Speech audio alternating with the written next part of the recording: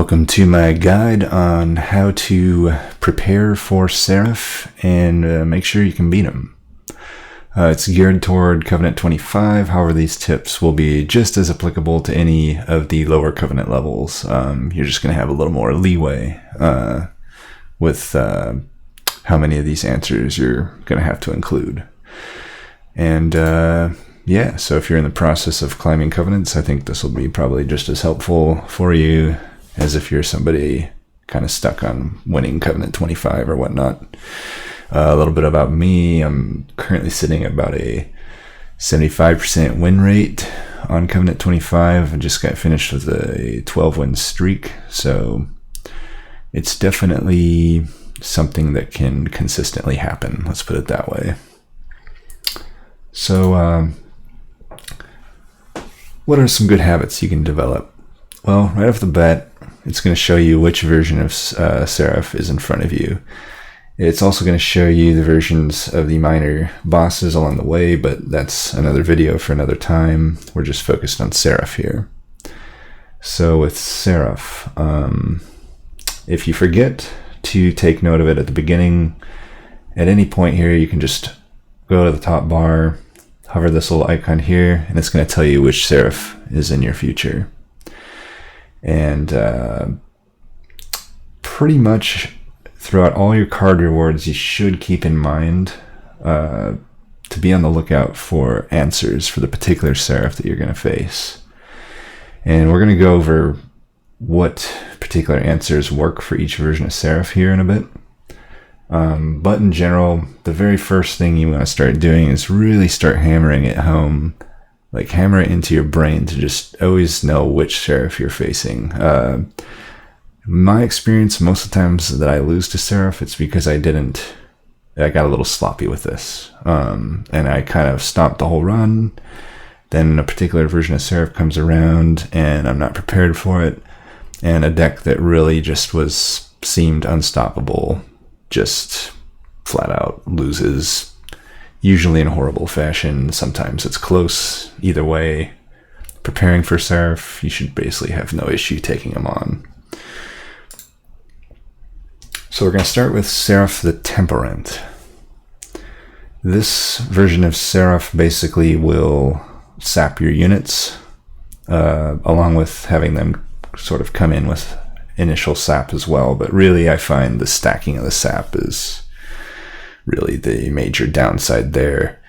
And the kind of two things with this version of Seraph to keep in mind are there's a bunch of these shade wings, this unit here. They do 15 by 2 damage, so that's 30 damage. It's a ridiculous amount of damage. And up until the release of Seraph the Patient, it was the only version of Seraph that had these. But anyway, what I'm basically trying to say is there's a lot of incoming damage that isn't necessarily there for the other Seraph variants. So you're really going to have a good way to kill these units before they damage you. So things like Frostbite, spikes, those aren't ideal ways to deal with this unit, but we're going to get all into that in just a bit here. So really just need a way to kill these backline heavy damage units. You also have to have some way to deal with this sap. If you don't have big damage gain and your game plan kind of involves stacking a single floor, you're going to have a lot of sap. Because remember, Seraph is going to target floors that have units on them. So if you don't have units on the other floors, you're going to get a lot of sap stacked on that floor. And you know, this, for example, 15, that's minus 30 damage. If you don't have 30 damage, you're literally not even attacking with that unit that turn. So definitely something to keep in mind with this Seraph variant. So what do the waves look like? This is what the general wave is going to look like. And then on top of that, you got to remember there's also light wings, which are basically a 3 health, 15 damage backline unit. They're going to spawn into the backline either behind current waves or just kind of on their floor, depending on where Seraph goes.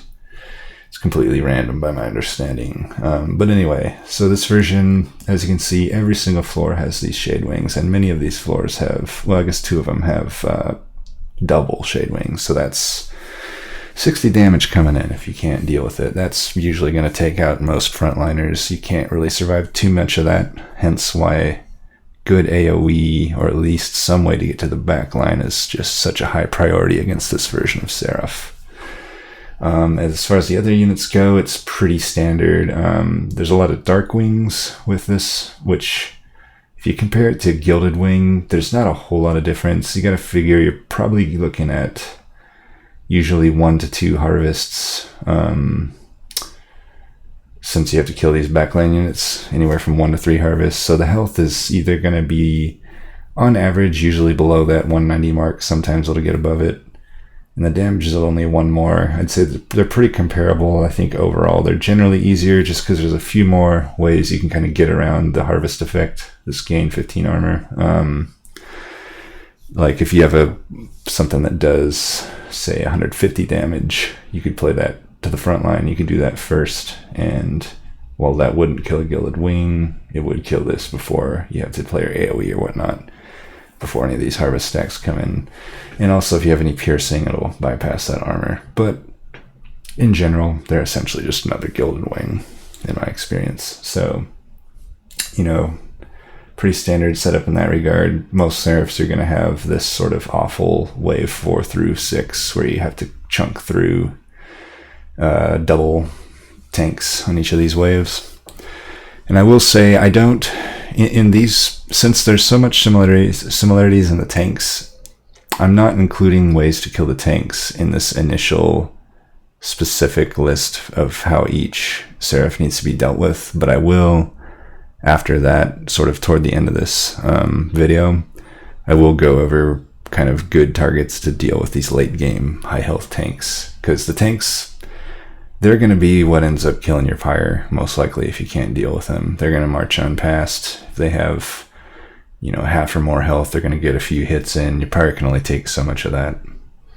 And then, of course, the Seraph, all 3 of the original versions of Seraph are going to look like this, where they have attack 10 by 3 and 4,000 health. Only Seraph the Patient looks different at this point in the game, or at this point in the lifetime of the game. So how does Hellhorned deal with this version of the Seraph the Temperament? Well, to deal with these Shade Wings, the ideal card here is going to be Vent, and you want to have plus 10 damage for sure. And if you can snag a holdover, that'll really go a long ways to helping you, because then at the point you draw this Vent onward, you'll never have to deal with these Shade Wings again. With a plus 10 damage, you can play this card at 0 Ember. Play it after you've spent all your Ember, and that's a free 10 damage across the board. That'll kill any of the Light and Shade Wings. Pretty much going to have all that taken care of with just a simple Vent on holdover. If you can't get the holdover, just look for multiple options. Like, you can get a few Vents maybe, hopefully with plus 10 damage. You could get some of your torches upgraded, maybe add a horn break or 2. Anything that can do 5 or more damage and get to the back line is what you're looking for. And on that same note, Molting Imp, pretty similar to Vent. The 5 damage is just enough to kill these Shade Wings. It does cost an energy, does take a pip space, so that's the only downside it has over Vent. However, you can just slap Endless on this. It'll even chump block that initial tank hit. It's definitely a fine option if you can't find Vent to take these Shade Wings out. Or if you don't find holdover, you could add a Molting Imp here and there as well, just to have more options to deal with these Shade Wings. Now, as for the sap, how to deal with that. Well, luckily, one of the main mechanics of Hellhorned is rage application, and in general, you could really use any rage card. These are just the ones I've listed, as I find that they would be the best for just quick and consistent rage application.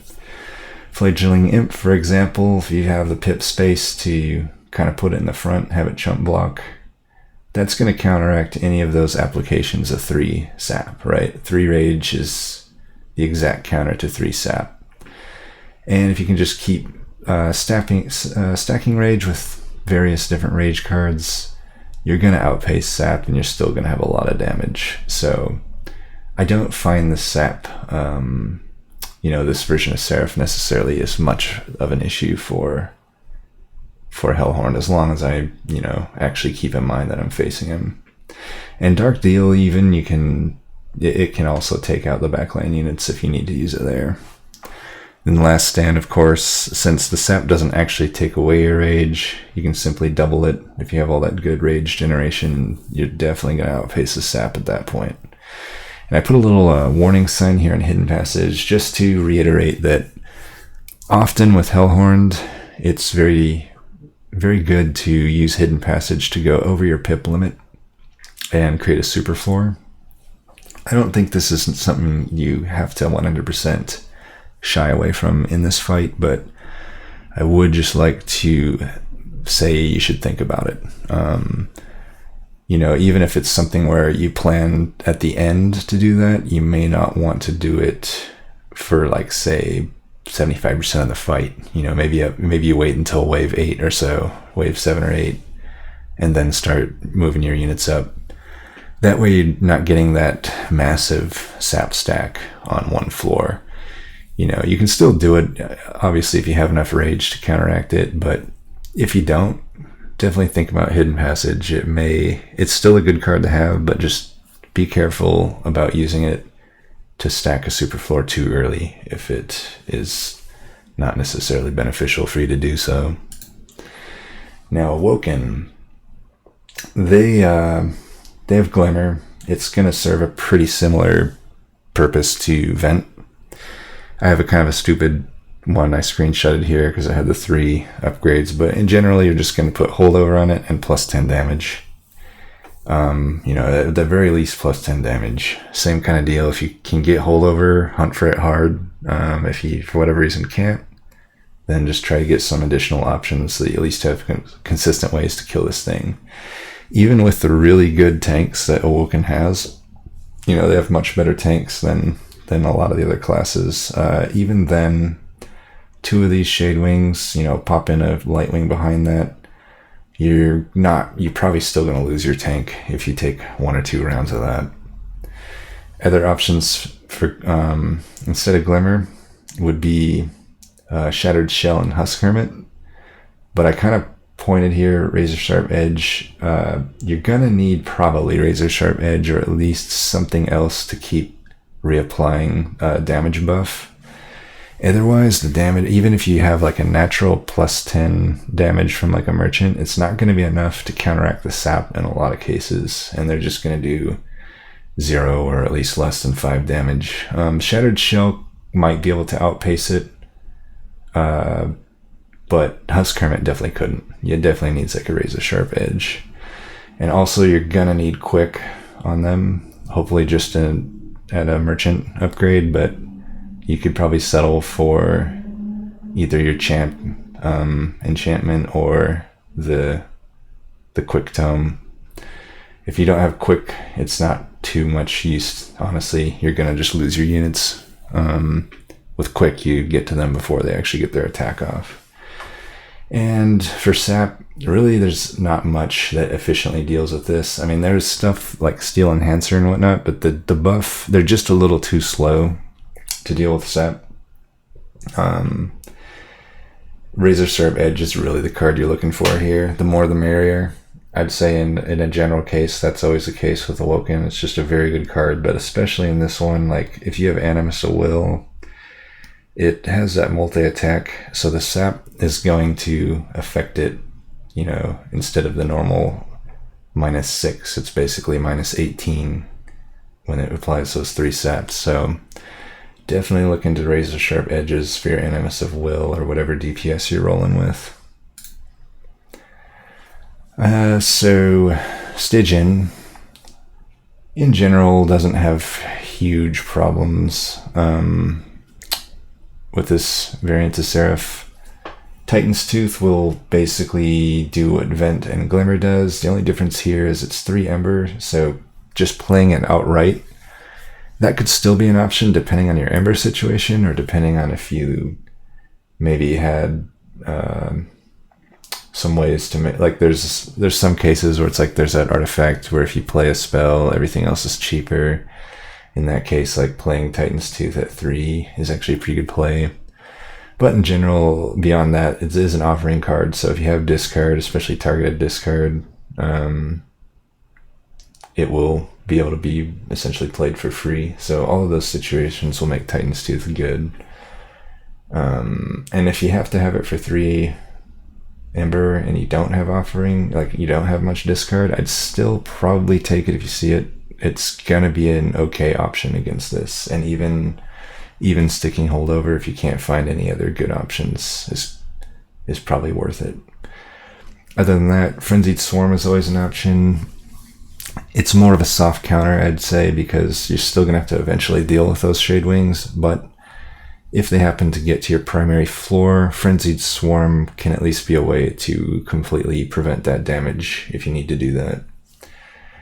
Obviously, if you have something like Titan's Tooth and Ice Storm, though, I don't think you really need Frenzied Swarm. It's never a bad card to have in your deck, but I wouldn't, like, say, put it on holdover compared to these in that type of situation.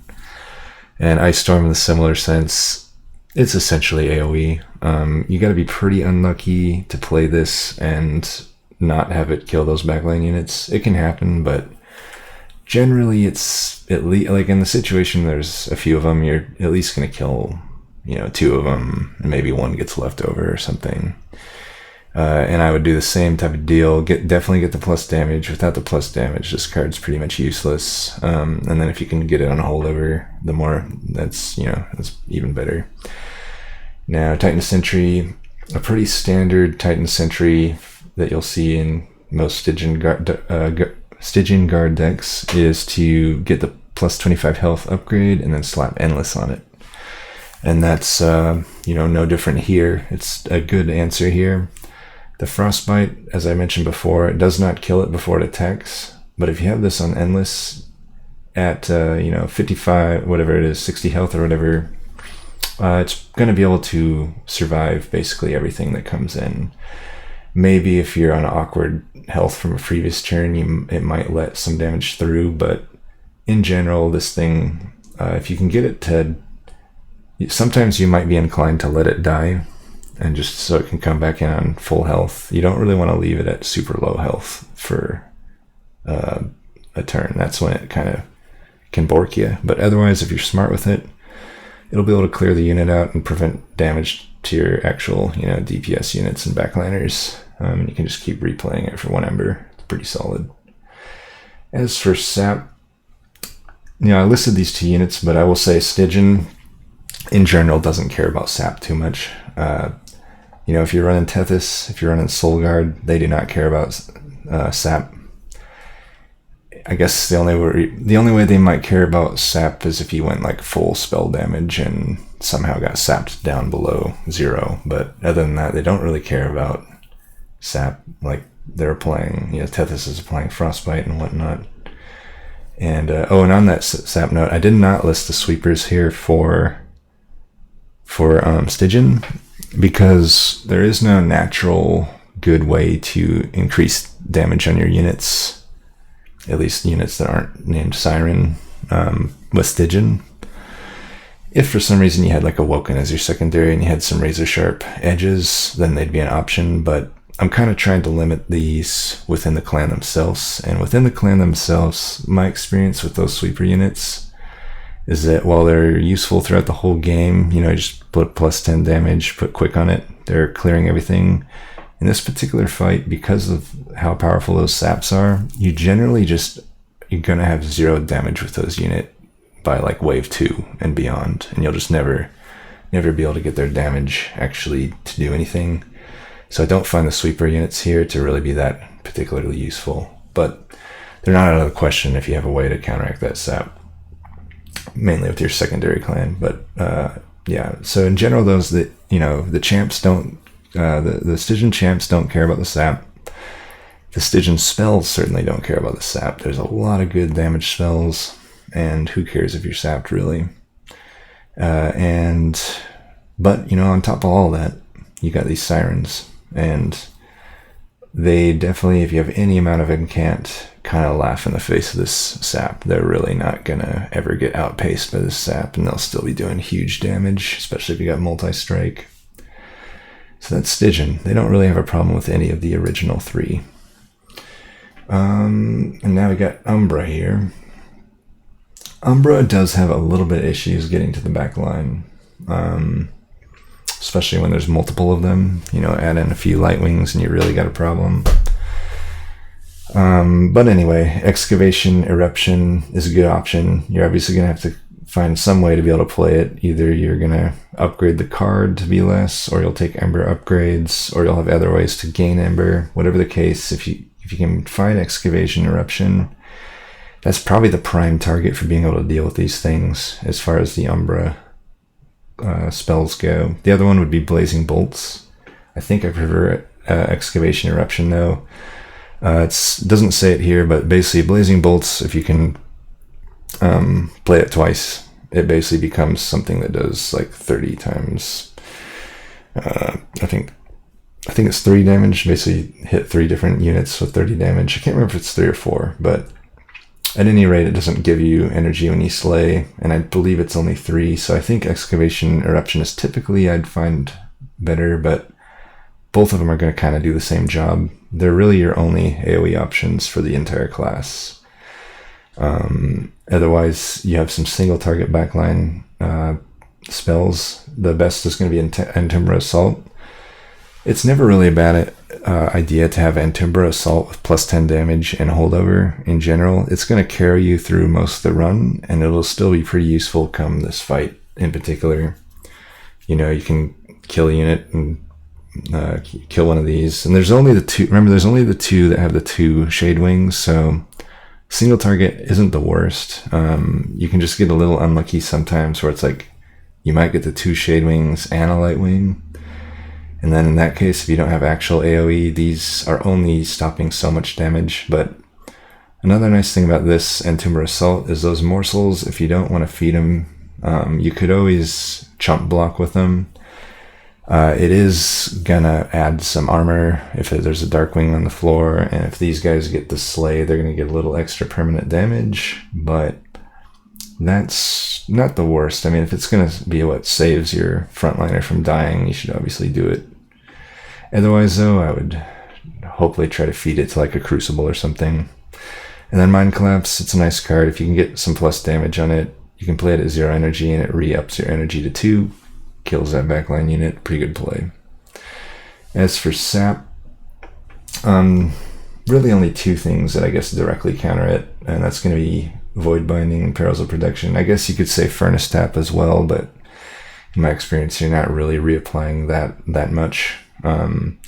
In general, these are 2 cards that are often on holdover in my Umbra decks, Void Binding and Perils of Protection, especially Perils of Protection, but both of them are very good holdover targets, and if you have the both of them on holdover, even better, because then you're pretty much getting 3 energy each turn, and you're going to be applying 8 rage. That's definitely going to outface the 3 sap that comes in each turn, if you're just sort of doing things on one floor. And then those damage shields are going to come in quite handy later on when it's time to fight Seraph. So that's really the deal with Umbra. I don't find Umbra deals particularly well with this version of Seraph sometimes. Like there's not many answers here, right? So if you don't happen to find them, you're really going to have to lean into your secondary class to take care of this version of Seraph. And finally, Melting Remnant. Melting Remnant is pretty okay at dealing with this version of Seraph. As far as killing these backline units, they're not so great at that. They do have 1 AoE spell, Fatal Melting. But without a plus 10 damage upgrade, you are going to have to wait until at least, 2 units die in battle. Friendly units. Which is not too bad, but does kind of suck to draw this in your first 2 turns or so if that hasn't happened yet.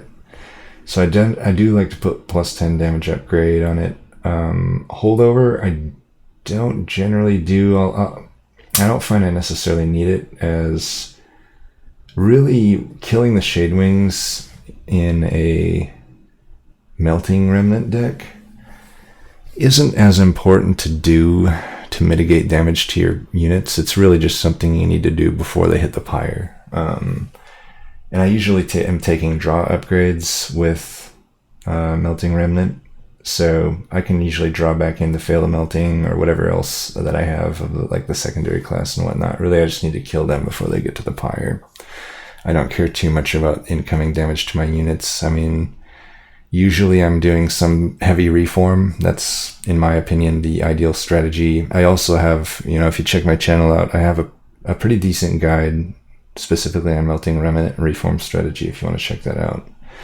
But in general, that is my strategy usually with Melting Remnant. And if it isn't, there's always Stealth. Stealth is going to completely nullify any of that incoming damage. And also I listed some Sounding Blade. It's always a pretty versatile spell, and it is an option to take care of the backline. It's not AoE, but similar to like the last class.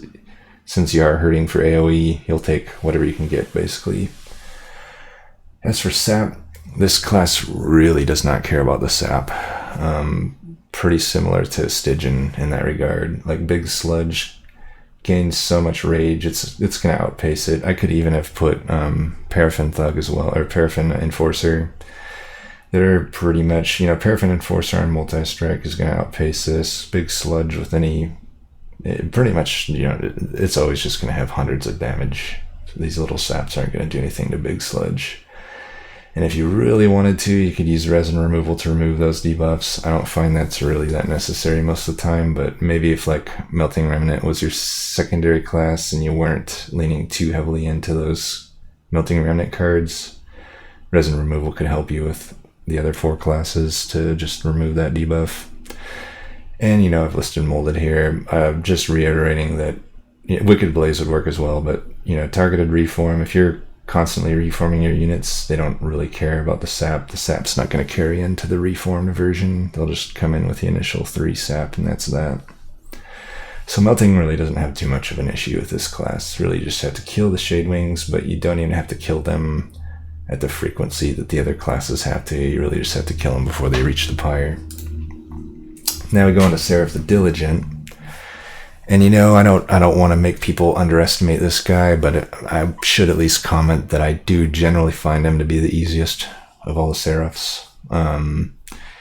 Comparing to the previous Seraph, instead of Shade Wings, you're looking at these Purifiers, which they do want to be killed, like with some priority, but it's not quite as devastating if you let them live.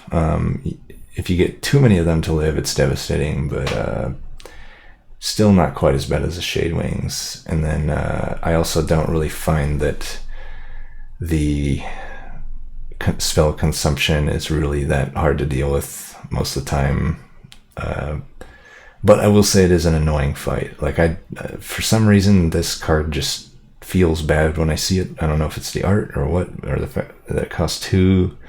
I don't like to see this card, but it's really not that bad if you really think about it. But, if you have a low Ember deck, or you have high Ember but generally high cost deck, either one of those will kind of have an issue clearing these out. Letting one of them go by isn't too bad, but if you let a few of them go by and they start cycling into your deck, which is now thinned out because of Draining Emblem, that can be definitely an issue.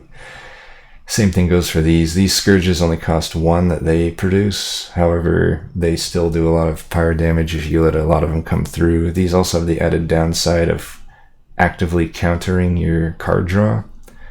It puts it on the top of your deck, so it counts as a card draw when they shuffle these in. So if 3 of them are alive on a board at once, that can be run ending. So you don't want to underestimate them. It's just they're a little bit easier to deal with because things like Spikes and Frostbite are actually pretty, they're just additional ways that you can deal with them because they only do like 2 or 3 damage, and nobody cares about that, right? The only thing you care about is just killing it before it resolves. And there's also never 2 of them on one floor, just sort of 1 per floor. So that's kind of that. And this thing will hurt you if you forget about it. But I find if you know Diligent is in your future, there's a lot of ways you can prepare for Draining Emblem. The dumbest way is simply just have a little bit fat deck, have kind of a fat deck with a lot of spells in it. that's completely viable. You'll just be guaranteed to probably have some sort of fodder on a turn instead of having to burn like a high priority spell.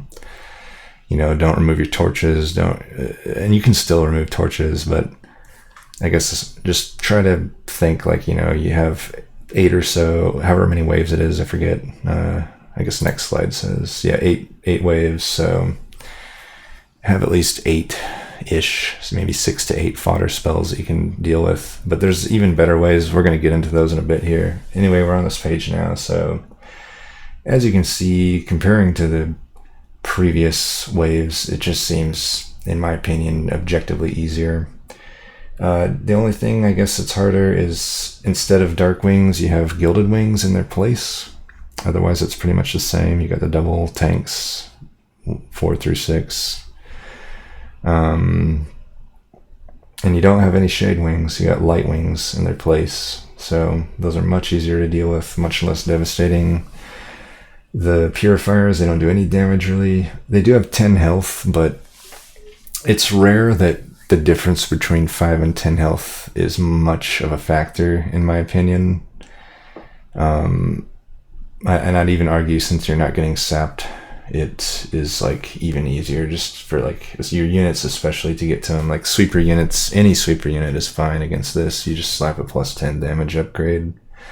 Don't even need quick, and it'll do its job. As long as it kills it before that resolve, that's all you're looking for there. And I don't know, for whatever reason, they randomly have like 2 of these suicide units. They're largely irrelevant, but yeah, I guess it's just worth noting. That's pretty much that. To counter them, it doesn't look horribly different. At least, killing the purifiers.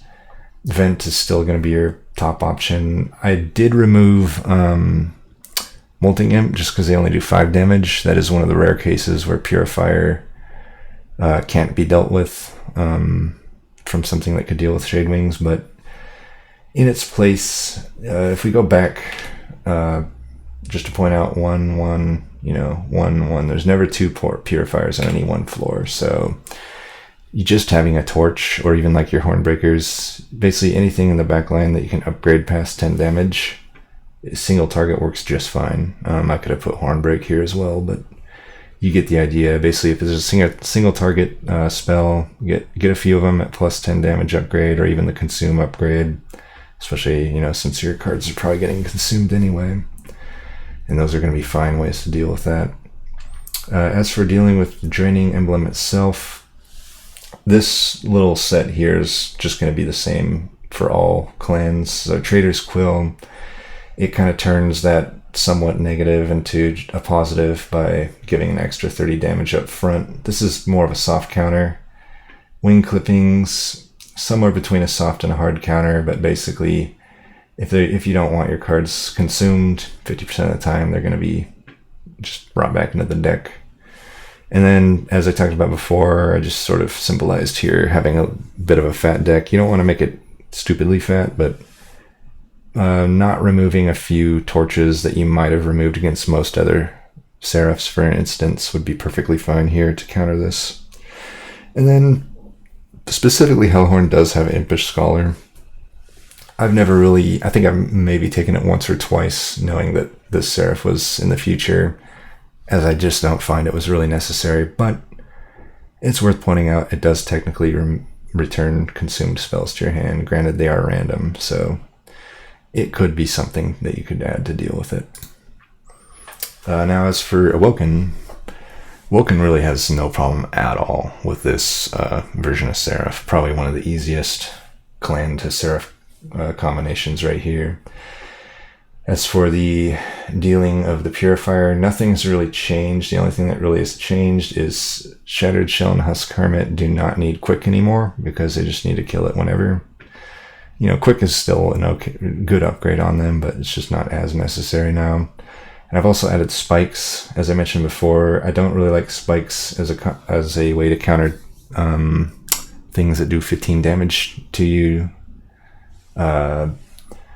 Which, granted, the Lightwings do that as well, but there's just not as many of them compared. Like the Lightwings here, are not as plentiful as the Shade Wings and Temperament. So spikes is generally going to be just fine. As long as you can get them above, 10 spikes, that's a perfectly fine way to deal with Purifier. And then beyond the, default 3 ways to counter it here, you also have these amazing ways to counter Draining Emblem. Preserve Thorns is a great one.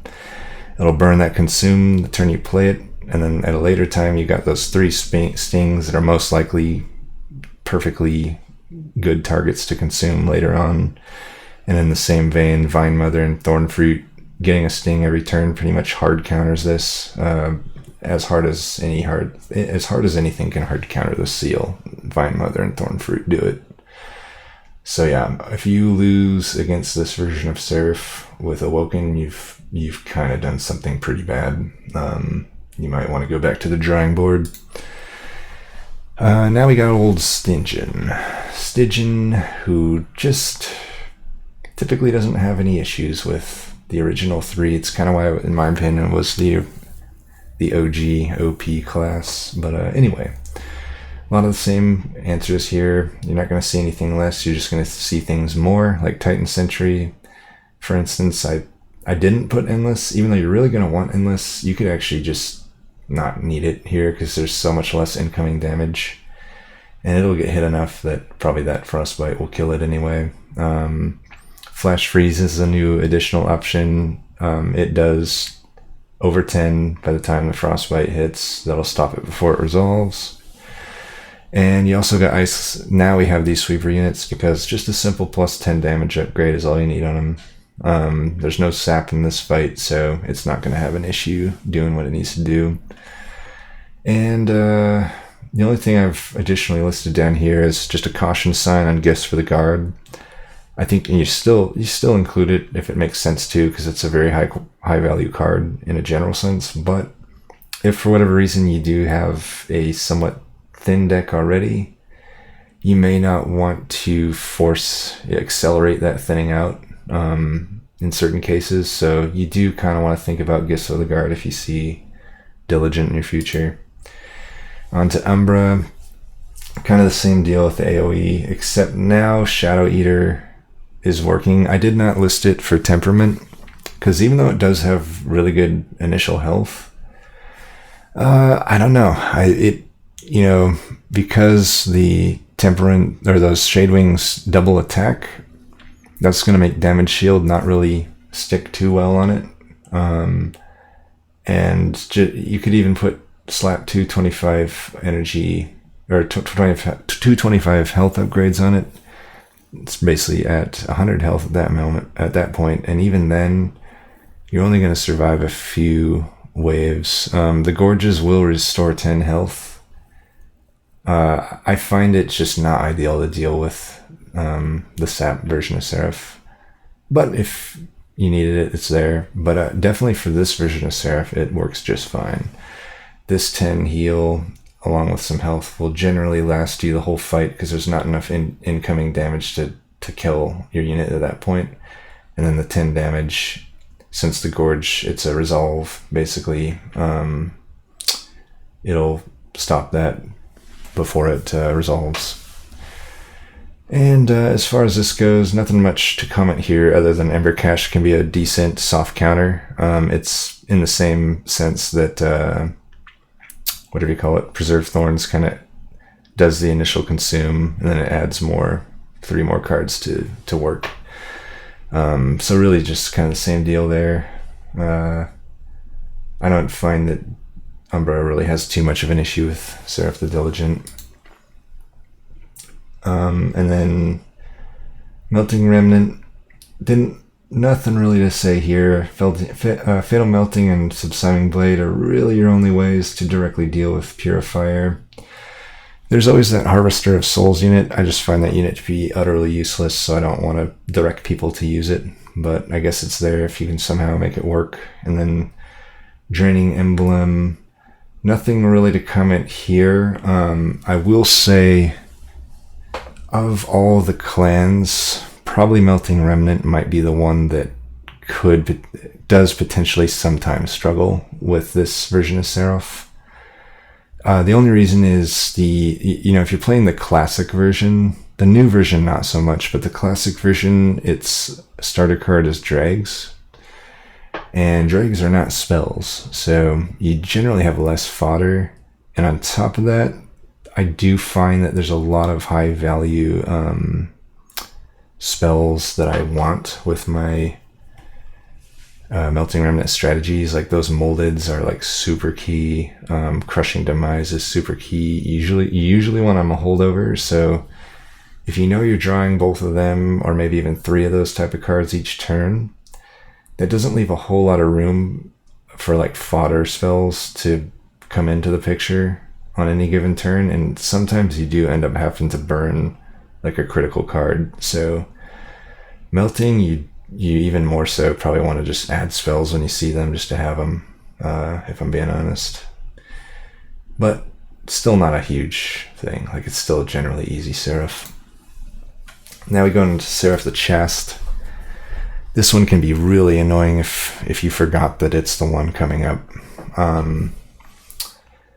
It is pretty interesting, the range of difficulty between clans that this Seraph provides. Like Awoken, for example, really can, especially like the classic Awoken, the non-exiled version, they can really struggle against this version of Seraph. Whereas, like, I don't know, Melting Remnant really has no issues with it. But anyway, kind of the 2 things you're looking out for is there's this Pyre Wings unit. It'll Ember drain your stuff, and if you have a lot of stuff on a floor, you may just have no Ember the following turn. And there's a good number of these that come in, so that's a lot of turns you might not have any energy. So if you didn't properly prepare for that, either in the way of like upgrading your Ember, or at least having some sort of option, most classes have some options there. If this catches you by surprise, you're gonna be pretty screwed, and you will hate this version of Seraph as a result. Also, I guess worth notice, it does 4 sweeping damage, so maybe if you have like a Tethys that doesn't have any of the additional health, say you did like full frostbite or something, you only have so much leeway against 4 sweeping damage. So if you don't have like some heals, some armor, some way to mitigate that, that could pose an issue too. And then also, as I mentioned before, Awoken really struggles with Purifying Emblem in particular. It is just really hurtful against decks that rely on buffs but can't necessarily reapply those buffs consistently. So using Awoken as an example, something like Wildwood Sap gives you a lot of nice initial regen, but it consumes itself unless you can upgrade it, right? And in that case, it'll eventually just remove your buffs, and that can be an issue. Just something to keep in mind. We'll get to Awoken in a bit here, though. So let's go to the floor plan here. They randomly have a Darkwing at the start. Not sure why, but that's what they got. As we said before, it's essentially Gilded Wing, but not quite as hard. And they pretty much mimic the backline pattern, more or less, of Temperament, except it's Light Wings instead of Shade Wings. So a lot easier in that regard. And as for these Pyre Wings, there's 3 waves that they're going to come in on, spaced every other wave, starting at wave 2. And if you can deal, if the sweeping or the Ember doesn't hurt you too much, they're really pretty easy. 150 health and 4 damage is not like that scary at all of a unit, and certainly easier than either a Darkwing or a Pyrewing if we're just looking at pure combat stats. So, if you can deal with the buff removal and the Pyrewing effect, this is a super easy fight, to be honest. Nothing else really to go over here. Everything else pretty standard. Got all the Gilded Wings where you normally see them. So what does Hellhorned do? I'm gonna list this Emberstone upgrade for spells and the level up Ember upgrade as always being a viable counter to this. If your spells simply cost 0 or 1 Ember each, then you don't care about Ember Drain. Similarly, if you have 1 or 2 of these upgrades, or even an artifact that gives energy, it's hard to, unless you have a really like numerous minions on one floor, you're just generally not gonna care too much about that Ember Drain. Now, as far as cards go, these 3 cards are going to help you a lot. Pyrochomper, as long as you have 1 leftover Ember, this will pretty much nullify any Ember Drain that thing can apply. But more so than Pyrochomper, I'd say Hidden Passage and Tiresome Climb are kind of what you're looking for. Hidden Passage, let's start with Tireless Climb. Tireless Climb, if you play it on one of these, it'll move up, and then it's dazed for the next 2 waves, so it literally can't attack you. And even if you don't end up like attacking it, 4 damage and 150 health isn't that devastating to your Pyre. You can probably just let your Pyre take them on as long as you have some buffer room there. And it's a similar story with Hidden Passage. Like, often if I do need to avoid that Ember Drain, I'll just lift up the Pyre Wings and I'll let him march on up to the Pyre, and I may not even deal with him. Maybe I will, maybe I won't. Maybe I'll hurt him a little bit, but at any rate, I'm not too worried about a 4 damage unit getting through to my Pyre. And that's kind of the story there. You just simply move him out of the way so he doesn't hit your units. That'll also help you mitigate that 4 damage sweeping attack. Like your Hellhorned champ might want that. Basically your Hellhorned champ might have low health depending on which version you took.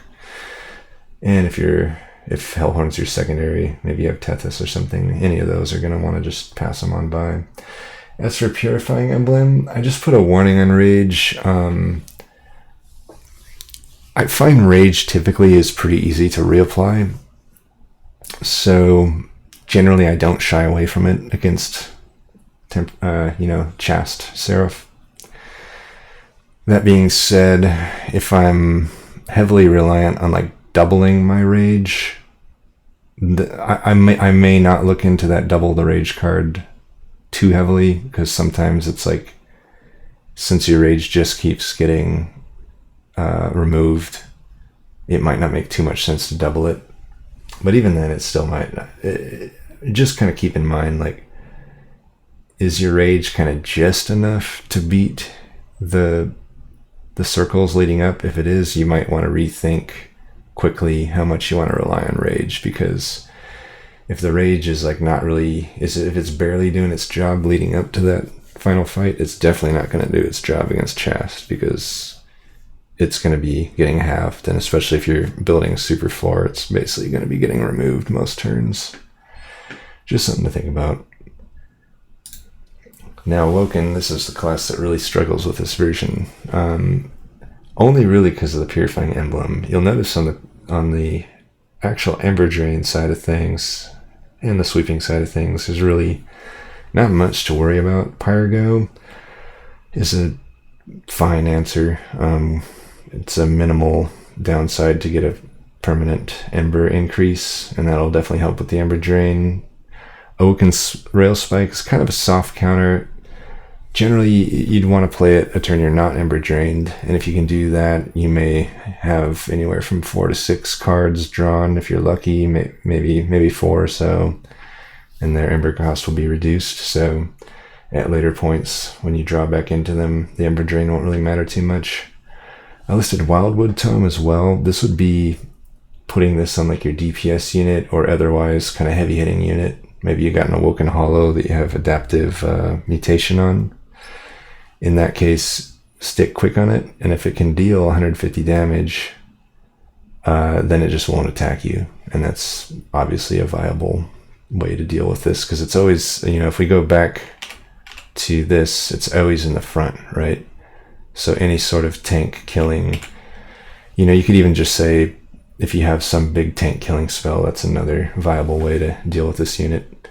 I also listed Wilting Sapwood. I don't typically use this unit a lot, but I have used it before in runs where it made sense, and in those runs it actually performed pretty well.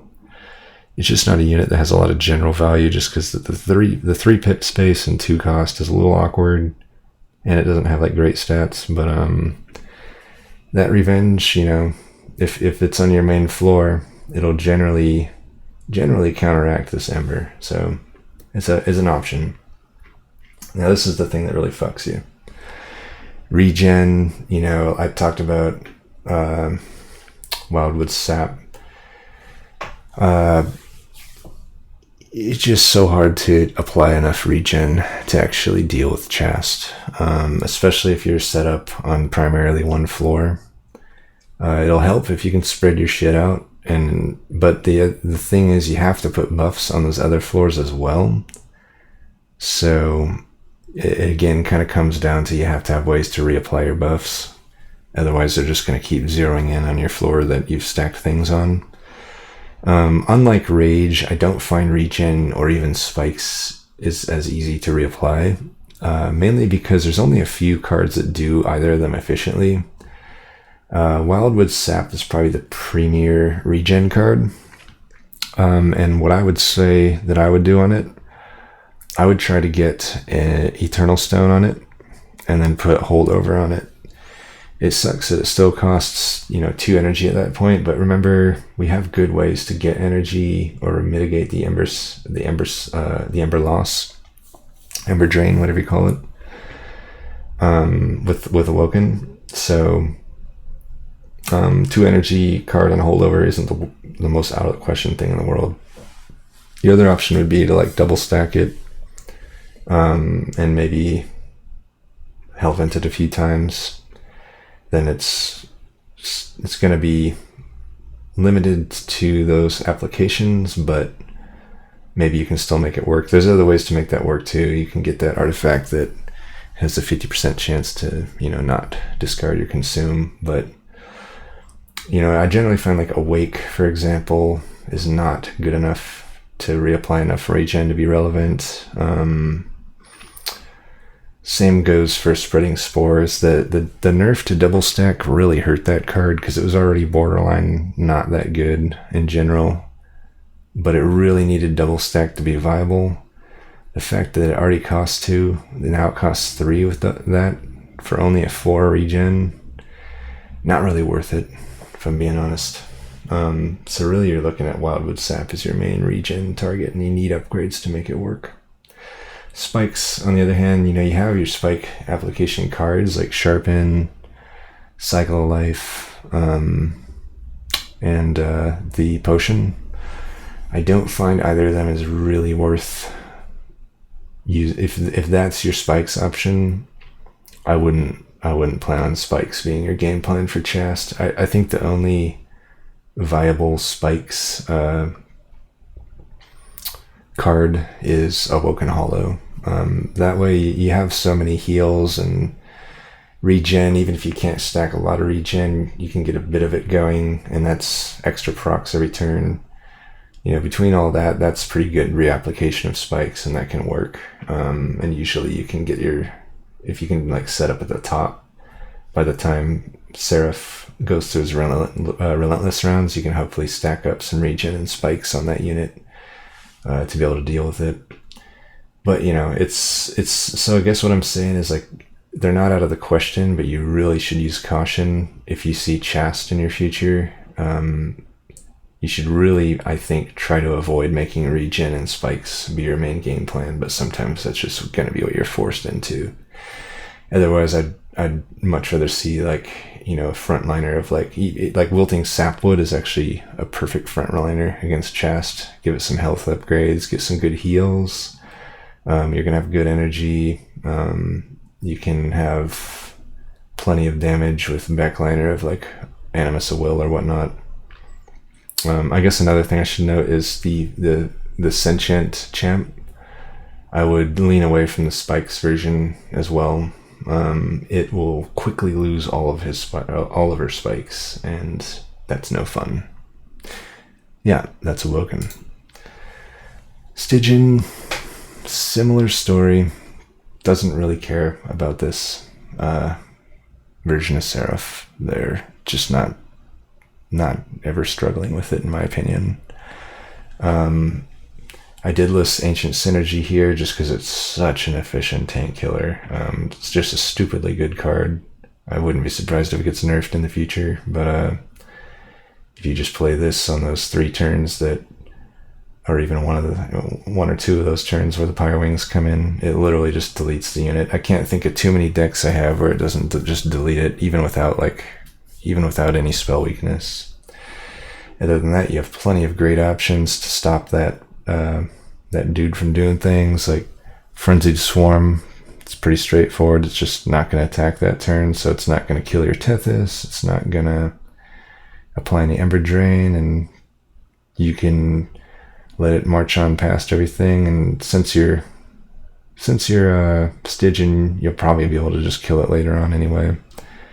And then other than that, you got these great sap application cards. All you need is 2 sap to make this thing have 0 damage. So literally any of these will do, and they don't need like too much support to even make them work as a counter. And then there's Unnamed Tome as well.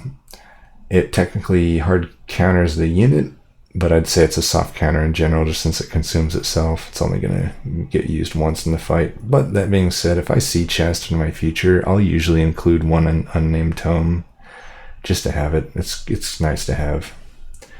And I just put a thumbs up here for Purifying Emblem because I didn't even want to warn you, deter you away from using Sap or Frostbite as your game plan. There's really, Seraph removing those debuffs doesn't matter. It really doesn't. You're going to kill those units anyway.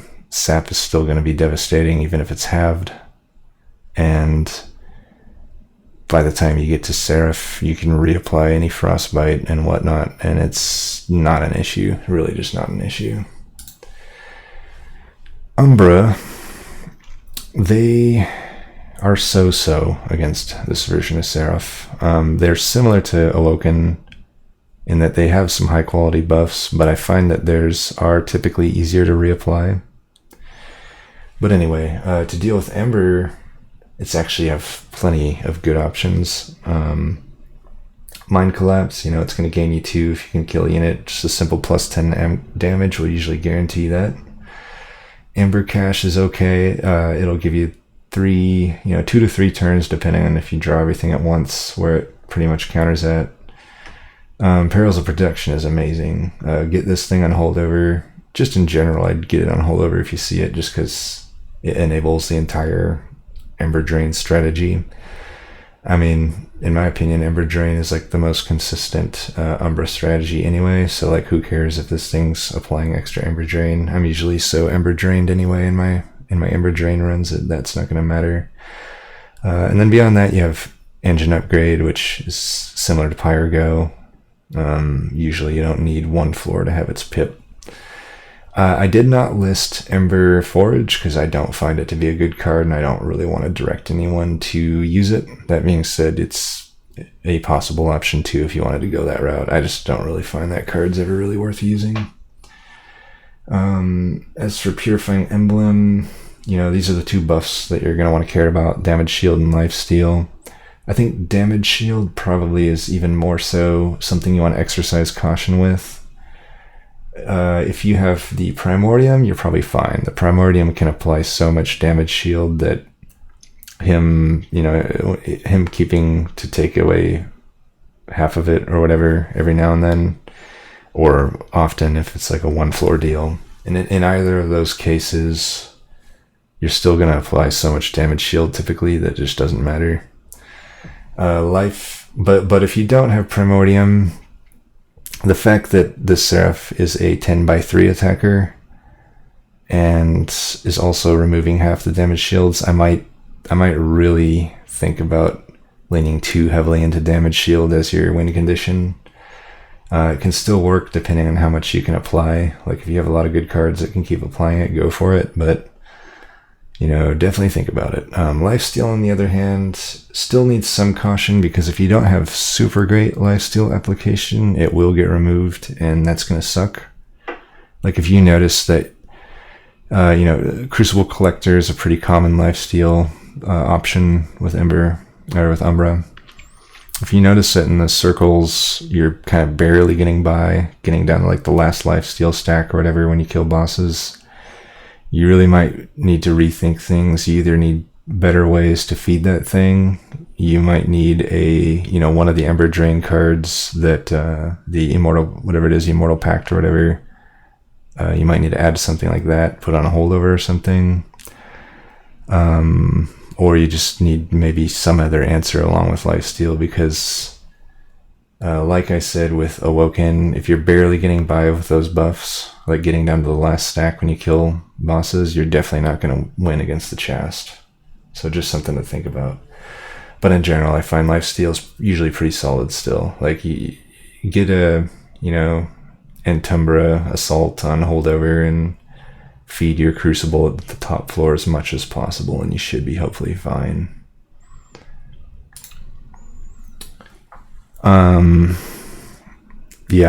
Melting doesn't really doesn't have too many problems with this version of Seraph. As far as this unit is concerned, you can Dripfall it to daze it. You can Mortal Entrapment to daze it. You can just simply put your units in stealth so they don't get attacked. There's this Memory of the Melted card. I would never add this card to your deck, but if you started with it, it's an option to counter it. Like you might want to just keep it in your deck for this fight if you see Chaste in your future. And then like Crushing Demise, we talk about tank killing. It kills that tank quite often, actually, roughly like 1/3 of the time. And even if it doesn't, it kills one of your own units. And that's just going to be one less Ember stack to deal with. Generally, I find you're typically wanting to kill your units anyway and reform them a lot. So you can kind of just dodge around the dude if you need to. But honestly, usually I just get the Emberstone upgrades too. Usually my Melting Remnant priority spells don't cost anything anyway, so I don't really care about Ember Drain. And as for Purifying Emblem, same type of deal with Stygian. Like the only debuffs that you'd be applying would be dazed, and the only buffs you would apply would be probably Rage on a select few units, and in both cases you just don't care about Purifying Emblem. There's no reason to shy away from any of those. And now we get to the final Seraph variant here. The one that, I want to say he's the hardest, but I'm a little hesitant to just say that just because it is the newest version of Seraph, and we haven't had as much time to really, play around with him and deal with him as much. But conceptually, I just don't see how he's not the hardest, right? Like there's just so many different things that this version of Seraph does, and he does them in devastating fashion. All that being said, it's still very beatable as long as you prepare. Like I had a recent 12-win streak that ended on him, but like I can only blame myself really because I just wasn't properly preparing for him. The thing with him is usually there's 2 dimensions you're preparing for any Seraph. With him, there's kind of 3 dimensions I'd say that you prepare for, because there's his emblem, but there's also just his melee weakness. So he's got his rally and incant, right? That's one dimension. Probably probably the least important dimension, but it is a dimension. But then there's melee weakness, which is probably the most important dimension. And then that kind of combines with the fact that there's Shade Wings, pretty much as many Shade Wings as Temperament has, or Temperant, however you say it. And if you can't deal with all 3 of those dimensions, like literally all 3, like if you leave one that doesn't get dealt with, you're probably going to lose. And it definitely punishes Superfloor strategies, even more so than Sap Seraph, I would say. So let's look at the wave here. Definitely more different than the other ones, right? Almost looks easier, but don't be fooled. It's not. But the first 2 waves definitely can be. don't make the dumb mistake I've done of playing your units on the bottom floor. I would say almost across the board, other than maybe Melting Remnant, I would not recommend playing your units on the bottom floor for this fight. In particular, you need to draw into hopefully some holdover AoE before these dudes get to you, especially before these rounds get to you. So middle or top floor is a good option there. These first two waves are pretty easy, right? But you don't want to get melee weakness on your frontliner and not be able to like deal with these before they deal damage, because that's just a lot of stupid damage you're going to take. Remember, melee weakness gives you double damage. So these dudes that were already doing 30 now do 60 damage. So even on wave 2, which looks like an easy wave, if you, for whatever reason, you don't have a spell or like a quickness sweeper, you're going to be taking 120 damage if you got melee weakness from these dudes. And then that's not even factoring in a Lightwing could spawn behind, add another 30, and then Seraph could be there doing however much damage he has doubled. So yeah, it's a lot of fucking damage incoming. It's pretty fucking ridiculous. And then, yeah, at this point, you definitely need ways to get to that back line. Definitely want a lot of things. And this is the Seraph that's different. He doesn't have three attacks. But in a general sense, outside of damage shield, I would say he's generally going to have more than 30 damage in my experience, which makes him just the hardest Seraph. If we're talking specifically about Seraph as well. So let's get to each clan here. Same type of deal as far as killing Shadewings. Vent is your ideal thing. Molting Imp can work too, but remember, Molting Imp can give him rally procs, which is +3 damage per play. That can add up fast, but it's better than nothing. I'd still take that over letting these fuckers attack you, right? If you can set up on the... I'd say middle floor is probably best for Hellhorn. I'll get to that in a minute here, but if you can do that, you can sometimes try to play the Molting Imp before, outside of the rally, so that hopefully it can kill those units and not trigger rally. And even then, you'd have a unit that hopefully distracts Seraph to come down there and not keep applying melee weakness to your primary floor. Now, as for the middle floor, the reason I say that is now we get to melee weakness, which, even if you deal with these fuckers, if we go back here, you still got these Gilded Wings that are going to do 20 damage to you. On this turn, you'll get 40 from them. And then you got this. So, say wave 4 here. You got 40 damage plus, let's say it has 30 damage, right? So 60. So literally 100 fucking damage coming in. It's a lot of fucking damage. So we need ways to not let that hit us. I can deal with 40 incoming damage. 20 or 40 I can deal with. I can't deal with 100. So what am I going to do? Well, I'm going to move that fucker out of the way. Now, Tireless Climb is actually, in my opinion, one of the best counters in the game to this version of Seraph, particularly if you can get it on holdover. If you can get this fucker on holdover, you play that every goddamn turn on Seraph, and he'll never be able to attack you. And that's one of the biggest sources of damage mitigated.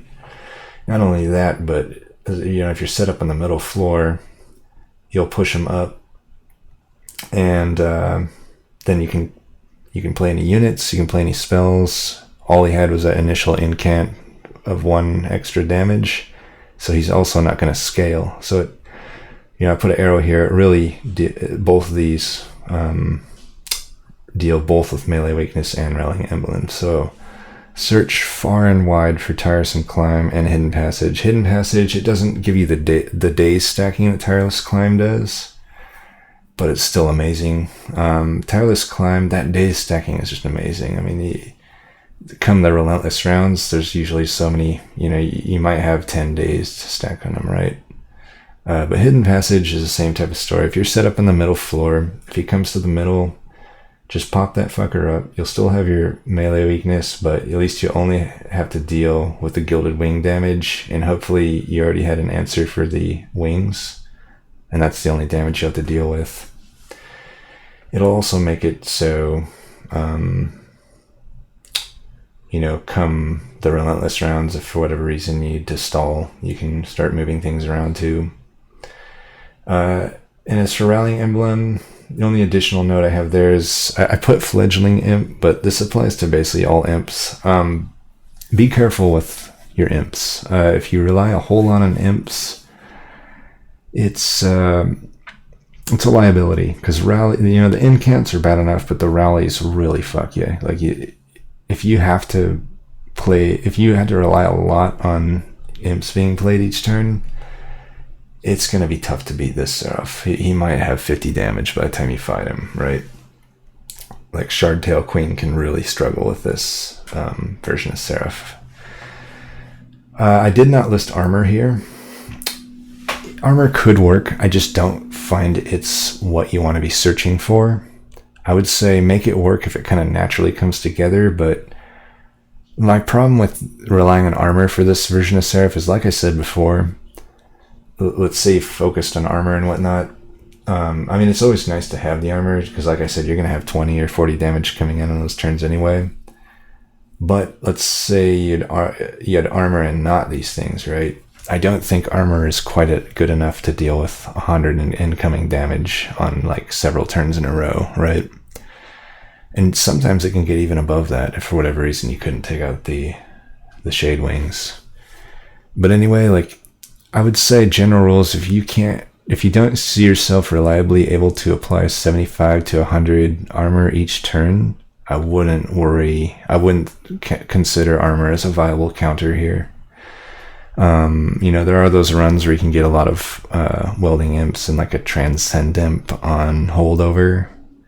I didn't think that was realistic enough, or realistically consistent enough to really list out here. I didn't want people to really reach so hard for that, because the thing is, these are just much more consistent to find and much more consistent ways to deal with this version of Seraph. I actually don't find Hellhorned has a huge issue with Seraph the Patient because of this, especially Tireless Climb.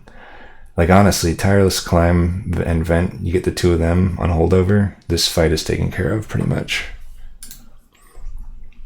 Awoken. They're interesting. You're going to want the top or middle floor with them. Glimmer is obviously good against Shade Wings. Same with Shattered Shell and Husk Hermit. I should have put the quick. I meant to put the quick icon here as well, but you'll want them on quick, of course. And then Wildwood Tome also is just going to be useful, even for like killing if you can get something that does enough damage that it can kill a Gilded Wing before it attacks you. That is 20 damage mitigated per turn, which is nothing to laugh at, right?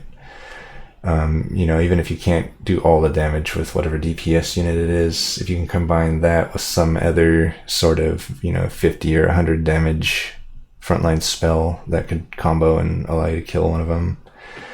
Restoring Retreat, I have that for similar as whatever you call it, Hidden Ascension. You can move the unit down. You can remember, you can, even though it heals them for 10, you can use it on the enemy and move them down. It's actually a pretty good play here, even though this card costs more and gives them 10 health.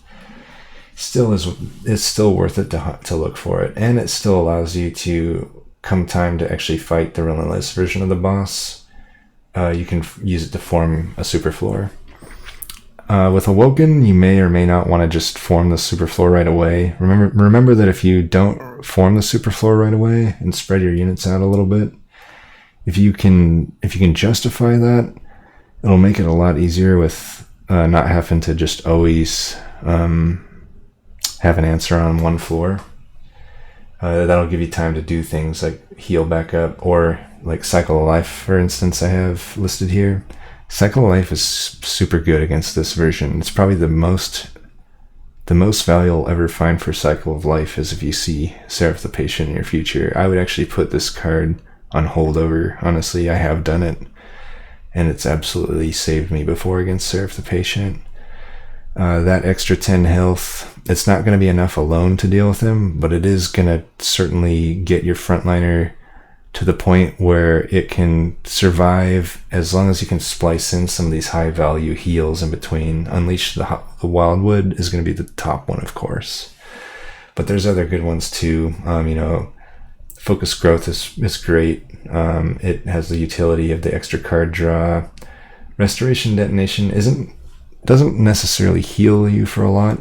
I generally would say put plus 10 or 20 damage upgrade on it, but you're generally, especially with Awoken, frontliner's not going to have full health unless you have like a consistent Unleash the Wildwood. And in those cases, this can actually be, with some plus damage, it can be enough to take out those Gilded Wings. Like, you think like if it does 30 health, that's 30 times 5, 150. You only need 40 more damage to take out the Gilded Wing. In that case, it's however much you got healed plus the 20 damage that will no longer come in. So that actually ends up being a pretty big heal if you think of it that way. As far as Rallying Emblem, Restoring Retreat is also sort of a way to deal with that, because of course if you move him down, then he doesn't have to, you can do that first, and then you don't have to worry about rallies and incants. So if you got some chump blocker, you can keep doing that without having to rally. If you have kind of an incant build, you can just play that and just cycle through everything. For that reason, you really don't want to set up on the bottom floor. I made that mistake when I lost my 12-win run. It was a stupid mistake. If I didn't mention it before, Restoring Retreat helps with the melee weakness because you move Seraph off your floor so it doesn't have that 60 damage incoming from him or whatever. Stygian, probably the one Seraph that can kind of pose problems for Stygian. For Stygian. That being said, I have still found the class is just so overpowered that it doesn't really matter too much of the time. As far as Shade Wings, nothing new here. You can look here. These are things that kill it. Melee weakness, if you can get Frenzied Swarm on holdover, then that's pretty much hard countered.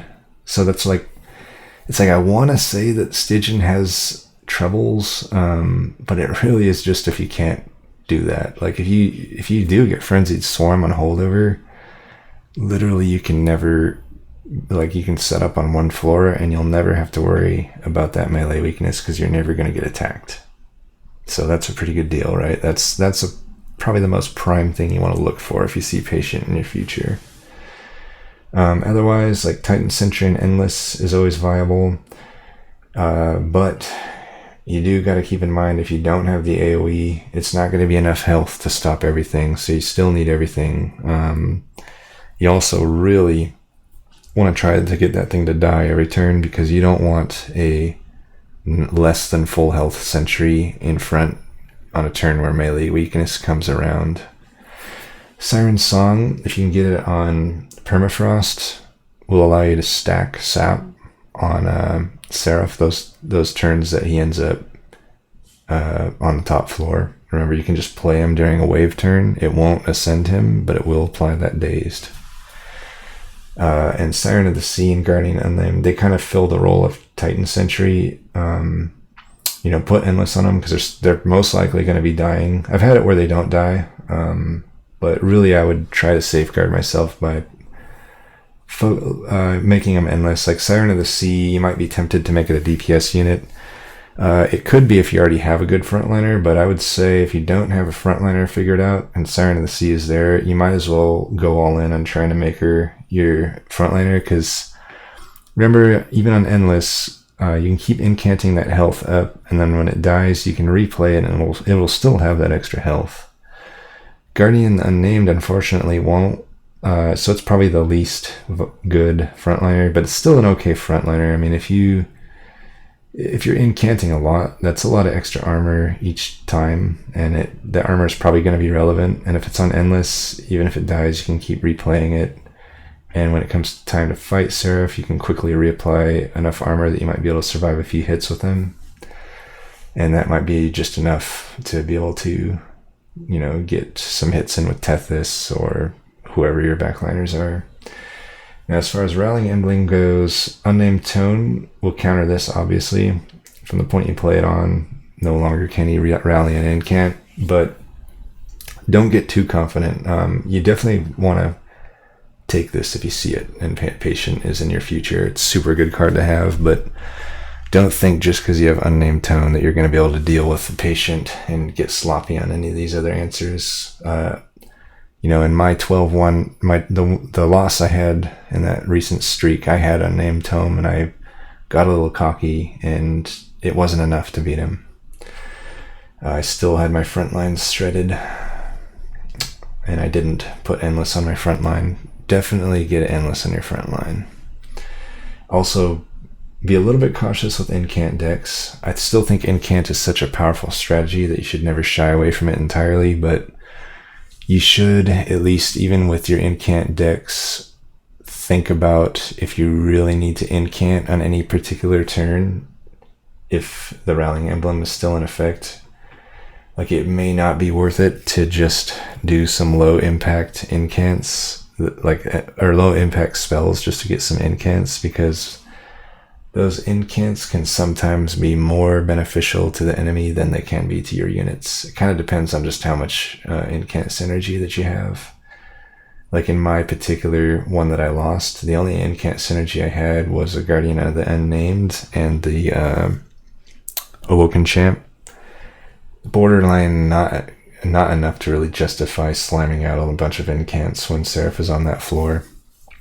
And also be careful with building a super floor that goes over your pip space, because particularly with Stygian, you don't have other than sometimes Siren of the Sea and Garden on the Unnamed can get pretty huge, but you generally can't get super huge frontliners, so you're usually going to be needing to put them on Endless, so you need to be able to re-put them on that floor and in the front. So going over the pip space too early can spell defeat.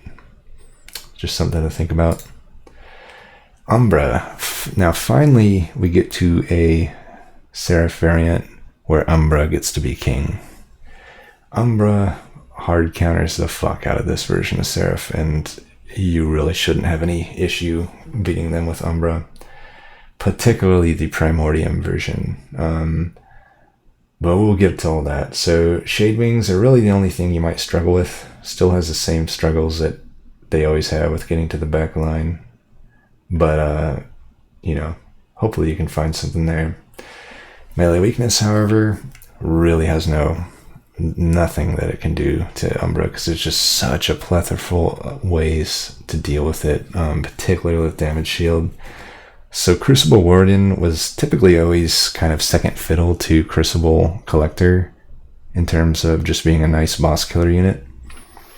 But against this version of Seraph, it actually eclipses Crucible Collector, I would say.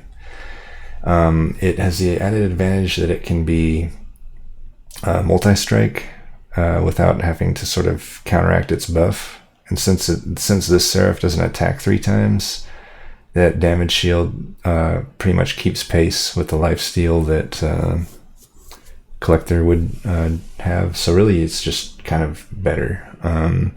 On top of that, the damage shields that you get from all of these cards can get stacked on top of it, which can just make it have stupid amounts of damage shield. And Seraph the Patient will never be able to cut through these. Prismal Dust, Grovel, Void Binding, Gem Trove, these are the cards you're looking for. Either of these, if you can get them on holdover, even better. If you have Primordium, you can stack these damage shields on Primordium, and they just compoundedly keep stacking to your front unit. It's just stupid. In that case, you don't even need a Crucible Warden, though you'd take it if you had it anyway, but you could just put any unit in front, really. And I also listed morsels here. This could be any morsel, but basically, if you need to, you can always put a morsel in front to chump block some of this damage as well. And it does not trigger the rallying because it's a morsel unit. It's not an actual unit. And as far as the rallying emblem, I just listed damage shield. Who cares if he's rallying? Who cares if he's incanting? He's probably not doing it that much anyway with this class, but even if he did, you don't care because you're just going to be invulnerable against this version of Seraph. You really just aren't going to have an issue. If you do, go back to the drawing board. You're doing something massively wrong.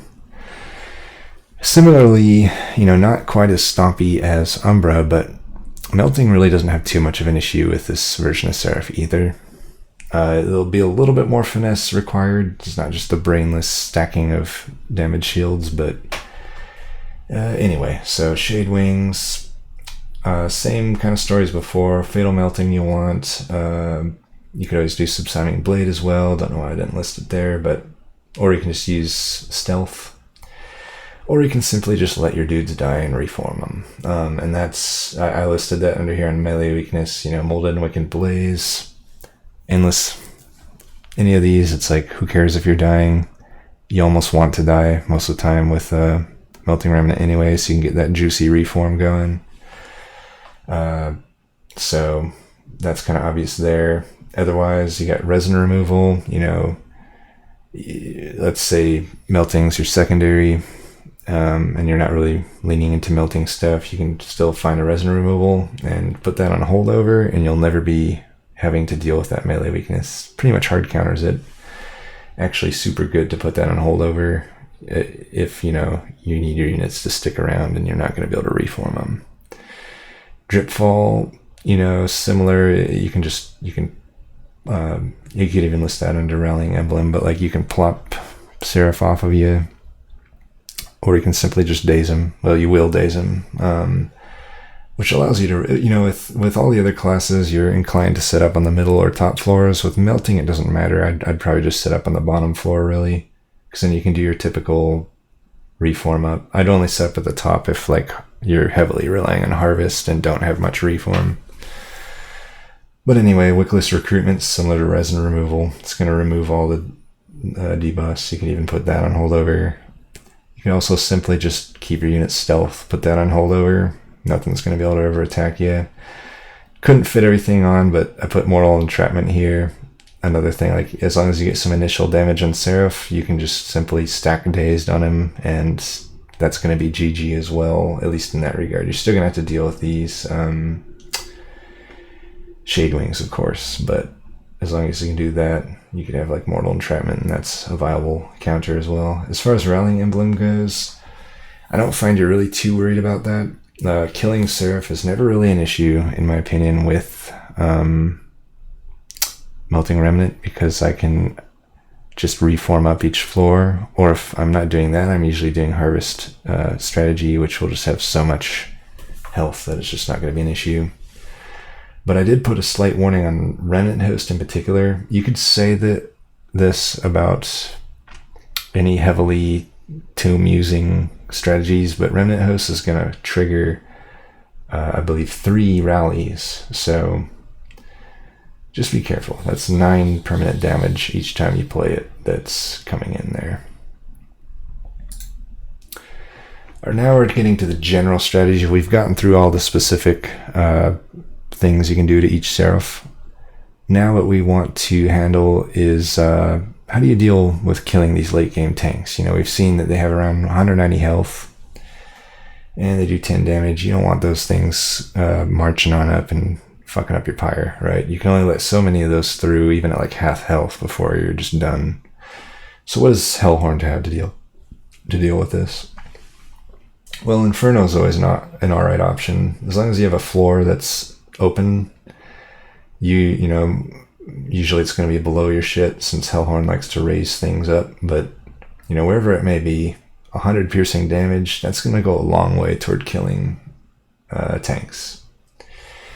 It won't kill them outright, but it'll take more than half their health off, and that's pretty good. So Inferno, never bad to have one of these, maybe even 2 of them. One Horn Tome, you can never go wrong with this card. Gonna literally double the damage on whatever unit you put it on. Backline unit, Hornbreaker Prince, for example, is a great one to put it on. You know, stack some armor on whatever that unit is. If you're fighting a Chaste version, because they have sweep. Otherwise, there's no sweep against Seraph, and you don't have to worry about the fragile.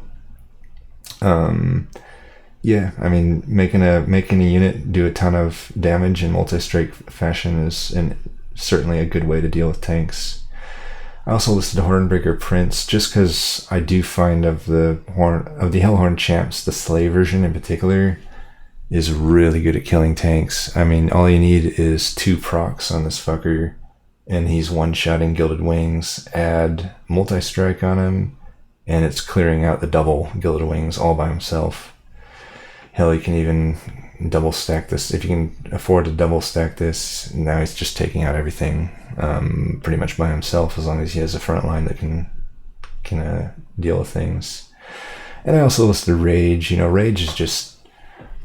I still I almost think of it as a flat damage increase. Like, yeah, it decays, but it just decays so little, right? Outside of the Chaste. It's basically a flat damage upgrade, and most of these Rage cards are basically giving you razor sharp edge worth of damage, and it only takes a few applications of that on any DPS unit, or even like your entire floor in some cases, to really make tank killing be pretty trivial. And everything listed at the bottom here is a little more situational, I'd say. Like, obviously these two are going to depend on having consistent imps. Battering ram's going to depend on having consistent armor. But if you have them, these will shred the front line. You know, you'll need some plus damage on impressive. You'll need a good amount of imps, and battering ram with any amount of armor will probably just delete the front line. Consumer of Crowns and Demon Fiend, you know, they typically need some way to cheat out that energy, but if you can do that, they... You know, 100 damage, I guess I kind of cut it off there, but 100 damage here, 50 damage there, stick a multi-strike on, and those things are dealing pretty well with the Gilded Wings. And that's kind of what you're looking at for tank killing with the old Hellhorned. With Awoken, I'll be honest, they can struggle killing tanks. It is I find one of the weaknesses of that class. That being said, there are good conditional options and a few good unconditional options. So Animus of Will and Razor Sharp Edge combo, hard to beat that. That's a pretty consistent and easy to pull off combo.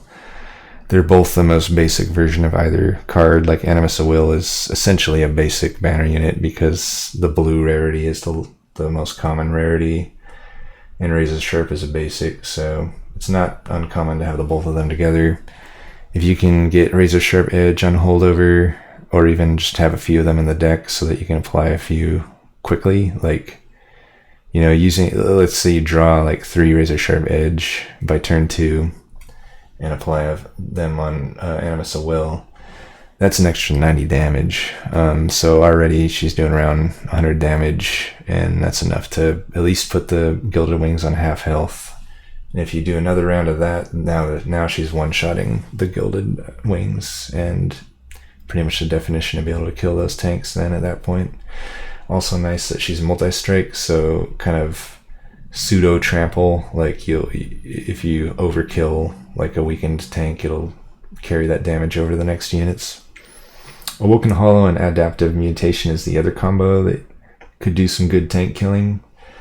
A little bit harder to pull off given that Adaptive is a rare, but you know, it's worth being said that Awoken Hollow can actually be a pretty good backliner when you have Adaptive Mutation. You know, stick multi-strike on him, give him some health upgrades, or upgrade I should say, and at the point you do Adaptive Mutation, that's going to be a pretty ridiculous amount of damage that he does. He'll pretty much be one-shotting Gilded Wings. And you know, in the case that you don't find Adaptive Mutation, Awoken Hollow still isn't, like, if you have multi-strike on him and you have a pretty good way to give him a lot of damage upgrades through heals, he's not horrible at killing, at least contributing to killing the tanks. Wildenton and Sentient actually, like, I find, you know, I said Awoken has struggles with killing tanks. I would say more just when it's your secondary, because actually the primary has two particularly really good options for killing tanks in their champs. And that's the Incant path on Wildenton. I can pretty quickly get my Wildenton up above 100 damage, usually up above 200, and he's one-shotting tanks at that point. And Sentient, I mean, it's not too out of the question that you can trigger 3 to 4 rejuvenations in any turn. That's enough to kill a Gilded Wing all by itself. And then on the conditional side of things, you got Restoration, Detonation. Depending on the version of Seraph you're facing, you may or may not find yourself with a frontliner that has low health, or if you have a frontliner that's an Awoken, you'll typically have some health that's missing. In those cases, Restoration, Detonation can do some pretty good damage. You could just stick like plus 20 damage on it and consume, and that's pretty good. That's 150 damage that you can pull off as long as you have 30 remaining health. Bramble Lash, quite conditional, right? That you really need some consistent Spikes cards like Awoken Hollow or the Spikes version of the Sentient really are the top targets there.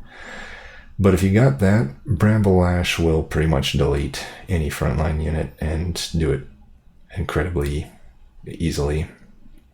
So that's Awoken's tank killing. And we got Stygian.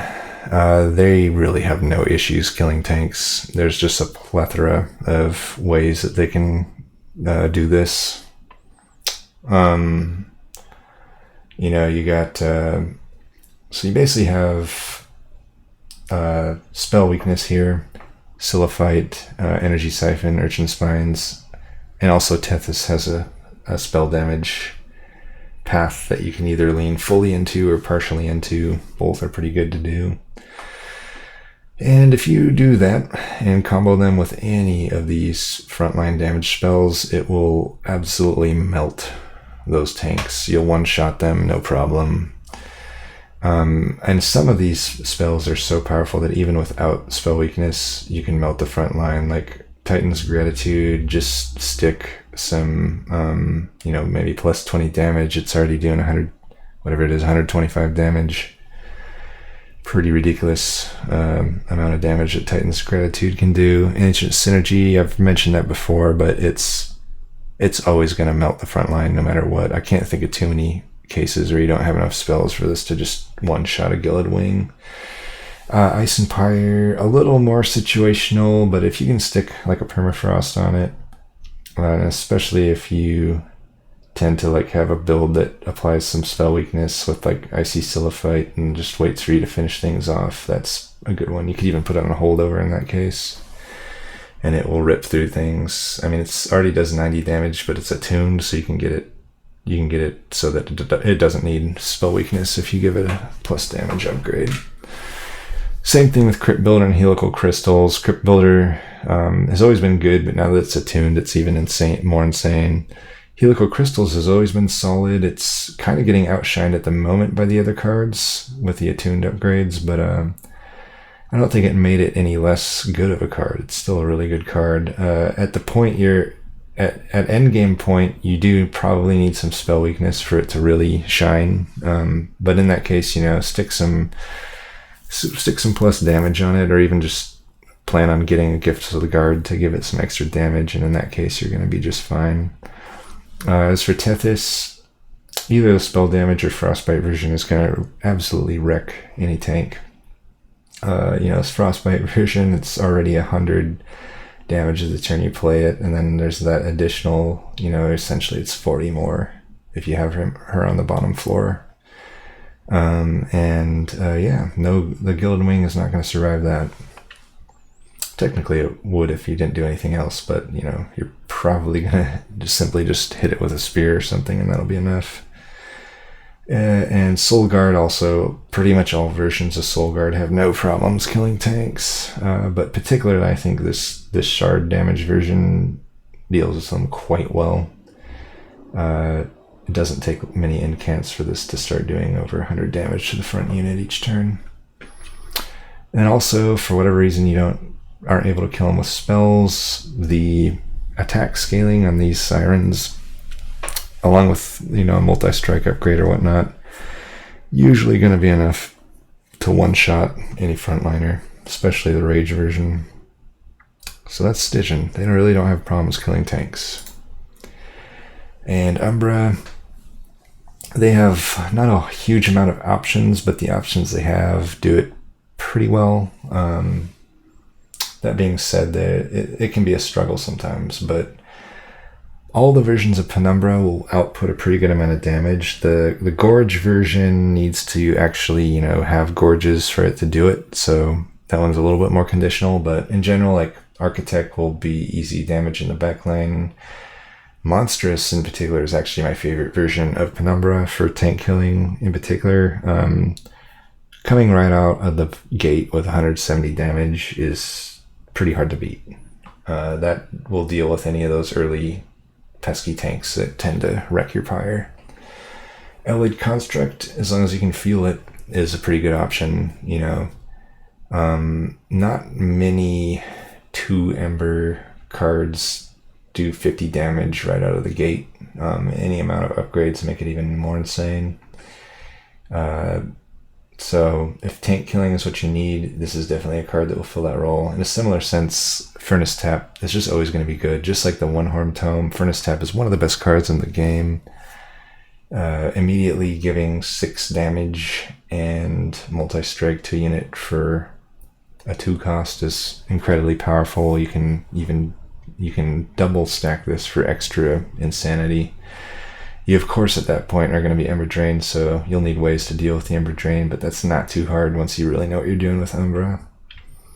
Forever Consumed isn't a great answer in a general sense, I would say. Like 30 damage per Ember isn't a great ratio, but Umbra is a class that can often do stupid things to gain a lot of Ember, and if you do have any of that, Forever Consumed can be a decent option for killing the front line. Even if you don't have that, if you find yourself needing something to kill the front line, you should probably still just add a Forever Consumed if you see it. At worst, it's 3, it'll do 90 damage, and that might be what you need to help you at least survive a few hits to the pyre versus the full round. Void Binding is really great. That's 6, mainly, that's 6 rage right there. That's 12 damage per application, 24 if you double stack it. But I actually typically like to hold it over versus double stacking it. And in that case, it's 12 extra damage every turn. Add in some multi-strikes. It just multiplies that by however many multi-strikes you have. Usually that's going to be enough by wave 4 or so that you can one-shot tanks with whatever DPS unit you're stacking that on. An Overgorger, last but not least, certainly not least. If you did your due diligence stacking this thing, and especially if you have multi-strike on it, it could be doing 200 or 300 times 2 damage, or maybe even more if you can furnace tap it right. Yeah, that's going to clear out the entire floor, tanks or no tanks. As for Melting Remnant, both champs deal with tanks pretty well. The Burnout version is going to do it the best, in my opinion. Just starts right at the bat, almost able to one-shot a Gilded Wing, but it can one-shot the Dark Wings and whatnot, especially if you start reforming it. The Harvest version also isn't so bad. It just requires a few waves to really get its damage up. But both of those Rector versions will clear out tanks pretty well. Little Fade, all of the versions are pretty good at killing tanks. Probably the Spike one is the most awkward one to do, but technically you could have 300 spikes, which I've done before, and that's going to kill the tank that hits it. Usually the tank's in front, right? So in that case, it's a tank killer. And the other 2 versions are just easily going to be able to deal with tanks. Like the one that applies burnout and damage to your units is just going to get every unit doing so much damage that those front lines will get melted. And then this Endless version, the plus 140 damage is ridiculous. If you can, for whatever reason, get intent on death on a holdover, it's just going to break the game. You can get up to close to 1,000 damage with a Little Fade, no problem. Crushing Demise is obviously a great option as well. If you can kill the back line before you use it, even better. And it's literally just gonna remove the enemy from the game. If you got any Final Fantasy 1 fans out there, it rubs them. That's a callback for the old schools, the OGs out there. Bounty Stalker, similar to, I guess, Little Fade, or maybe Overgorger. Just if you did your due diligence, you're going to have a crap load of damage on this thing. 100 to 200 to 300 damage. Throw on a multi-strike for extra benefit. Hard to go wrong with Bounty Stalker. And the fact that it's stealth means even has additional flexibility with those early rounds. You can play it on like the middle floor and it'll be guaranteed to get its hit off, and then it can just die and you can reform it on the bottom floor or something. And these two units just simply going to apply so much rage that it'll be one-shotting tanks. Not much to say there. It's just, put multi-strike on Paraffin Enforcer. That's an extra 12 damage a turn to every unit you got. Big Sludge, usually getting around 20 to 40 damage per turn in my experience. Sacrificial Res and Draft kind of go together. They're multi-strike cards that are 1 pip space. You can easily fit them behind everything. If you do have a reform strategy going on, that's really why you would have these cards. You wouldn't really put them in otherwise, but in that case, by the time you've reformed a few times, especially the Sacrificial Res version, it's going to be well over 100 damage, and that's kind of the mark you're looking to hit to kill tanks. Entombed Explosive, 50 damage isn't necessarily a whole lot, but I think I like to include it just because I do still find, even for late game, it does enough to do things, like especially if I have a Harvest deck. 50 damage up front, 100 if you have the artifact that doubles the Extinguish, but 50 damage up front, along with the guaranteed Harvest stack, and hopefully another one, because now you only need to do 100, little over 100 damage to the Gilded Wing to finish it off. In the case of like Burnout Rector, the initial version would already have enough damage to do that. It's just a good card. I find it a pretty underrated card in general. I think it's worth including if you have problems killing tanks. It's not going to be like as good as a lot of these options, but it is still going to help. It also helps stack things like Memento Mori. Memento Mori, it's not going to do anything in the first waves, but if you have any sort of typical deck that has a lot of friendly units dying, it won't take long for this to be doing, 100 damage, 200 damage, and it'll just delete the front line. And then, of course, just simply reforming your DPS units is always good. Wicked Blaze in particular is going to give it an extra 10 on top of the 5 or whatever it gets. And, a few of them, and if you have multi-strike on your back line or whatever, it's not really going to have any problem killing tanks. Then the last but not least, not the most important thing, oddly enough. I think the particular ways to deal with each Seraph are the most important things. But, we can't ignore that you do have to eventually kill Seraph, right? So what do you have? You have 4,000 health and 10 times 3 damage that you're going to have to deal with. Not, for the 3 classic versions of Seraph, and then Patience is its own beast, but let's just say, an average 30 damage and 4,000 health that you have to deal with. Maybe a little less than 4,000 if you had a lot of AoE, or things like AoE Frostbite being applied, but we'll target 4,000 as the number to reach. So you think about it, between all your floors, you need to be left with something that has scaled to the point and not died enough to the point that it can deal more damage than, deal 4,000 damage while also surviving 30 damage each turn. So how can we do that? With Hellhorned, as always, One Horn Tome is always going to be good for this. Stick this on your DPS unit, and it could, the high end, it could literally fight make the turns needed to win that fight literally 1/2. Like if your main source of damage was Hornbreaker Prince, for example, pretty much just made that fight 1/2 as long as it needs to be. But even in other more standard cases, it's still cutting it on, I'd say maybe at least like between 1/3 or 1/4, cutting it off that much and how much long it needs to last. Just because you're usually putting on your best DPS unit, and it's just adding a lot of damage, cutting down the number of turns you need to actually survive. And the fragile usually doesn't matter because it's usually on some squishy backline unit that would have died anyway in 1 round of 30 damage. Hornbreaker Prince I did list here, slave version again, just because it's so good at killing that boss that it's worth calling out. Or, killing any boss, really. You can get it up to 300 damage if it has multi-strike, and then it also has multi-strike, so then it's doing 600 damage. You only need to survive maybe 3 turns with Hornbreaker Prince often. And any frontliner with a decent amount of armor will be able to do that. But, in general, rage and armor are always going to be good for finishing Seraph. Rage technically decays, but it only decays 1 per turn. That's only 2 damage per turn. It's pretty rare a fight against Seraph would last long enough that is ever super relevant, in my opinion. Or at least in my experience, I should say. Not really an opinion, it's just kind of hard experience. So, use rage to scale out your units, your DPS units, and use armor to scale out your frontline unit.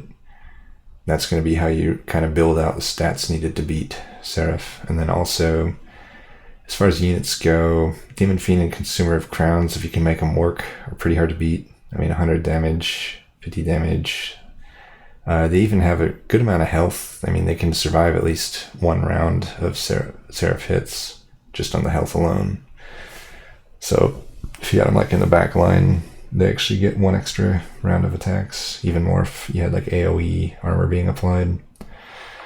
Hidden Passage, of course, is just always going to be good. In the context that it's listed here, I'm saying that you basically use it to build a super floor where you go over the pip space. March of Shields also goes in conjunction with that. Because March of Shields is going to allow you to pull whatever tank you need to the front if you couldn't really start that tank on the top floor or whatever. But yeah, if you can build the super floor, you don't need to build it like early on necessarily against Seraph, depending on the version of Seraph you're facing. But if you can get that super floor built close to when it comes time for those relentless rounds, it vastly improves your chances to win, especially if you have like kind of 2 good tanks that he would need to chunk through, or even just 1 good tank and like 2 good DPS units. It's pretty good in that type of situation. I also listed Alpha Fiend up in its little corner there. I don't typically find Hellhorned units to be very good in general. These are only good if you can, Consumer and Demon Fiend are only good if you can, what am I trying to say? They're only good if you can cheese them out, basically. But Alpha Fiend, not a great unit, but it's probably worth calling out just because it does technically continue to scale during the fight against Seraph. And if you had stuck multi-strike, or even were able to stack multiple multi-strikes on it, it can get some pretty good damage during that fight. You want it as your furthest back unit probably, unless you have something better like Hornbreaker Prince. You might put it in front of that, but it's definitely an option. I just don't typically like the unit that much, so I don't salivate to add it to my decks, but it is an option if you do think you're going to need it. If you do need like a good DPS unit. Or if you need a DPS unit. We won't say good, because good shouldn't really be associated with this unit. And that's Hellhorned. Now Awoken. Awoken is actually very good at killing bosses. It's one of the big strengths of the class. So if you can survive the waves, you're probably going to be fine against Seraph. But let's go over some things that help against Seraph. Well, as always, we got the classic Animus of Will and Razor Sharp Edge combo. Hard to beat that as a backline DPS unit. You can't do much better than that. For Awoken, at least. One thing that could potentially be better is a multi-strike Awoken Hollow with Adaptive Mutation. Now, we've already kind of gone over both of these combos in the tank killing, and there's not much more to go over there for killing Seraph. They're just going to be heavy-hitting, squishy units at that point. But Awoken Hollow, you don't have to go the adaptive mutation route. It actually serves as a fine frontliner as well. Stacking regen on it, like Thorned Hollow in regards to killing Seraph is probably always going to be the better option, but you don't always get it. And in that case, Awoken Hollow is perfectly fine as a frontliner. It's still going to provide a ton of health that it needs to chunk through. And, you know, depending on how much regen you can stack, it's pretty much enough if you have like an ounce of will behind them to win the game, usually. I did also keep Wildentin with the incant version listed here because it just provides a pretty good amount of DPS, while also having the added benefit of, like, if for whatever reason the frontliner goes down, by the time it gets to Wildentin, it actually has to chunk through 100 health, and so that's like 3 extra rounds that you get with Wildentin, and those are rounds of around 200 damage, so times that by 3, it's like 600 damage even past the point that your tank went down. So Wildentin can take down Seraph pretty well. Thorned Hollow, one of the best boss killer units in the game, especially against Seraph. You know, it attacks 3 times, so as good as your spikes are normally against bosses, they're 3 times as effective now. It has so much health. You stack regen on it, and it naturally scales its damage that it's going to give against Seraph. So, you know, say you got 50 spikes, right? That's 50 times 3 damage, 150 damage that it's doing, which is on par with a good DPS unit, right? But then it has an added benefit that it's like a really solid tank. You know, say it has 90 health, right? Few health upgrades, not out of the question to get to 90 health. But then it has the added benefit of having, say, 20 stacked regen. That means that you're only getting actually like 10 damage done to you each turn that you have that regen stacked, and it'll take quite a number of turns for that to go down. Usually you don't have to do much math here. It's just going to work out that if you stacked a bunch of regen, it's going to kill Seraph. I don't find it really comes down to the wire much with Thorned Hollow, just because it's such a powerful unit. Really only against Chaste Seraph will it come down to the wire. And, you know, in that similar regard, Wildwood Sap is going to be your best regen applier. Awake is also an okay option. It does 3 regen without consuming, and it gives that immediate 30 health, which is particularly good for the hollows that come in with 60 and 40 missing max health. And then Cycle of Life is always an okay option as well. This is particularly good if you didn't have your hollows as your frontliner, because it can give you an option to really spike that health up, especially if you have it on holdover. And you know, it gives you some non-regen options at making a good frontliner to be able to take on Seraph.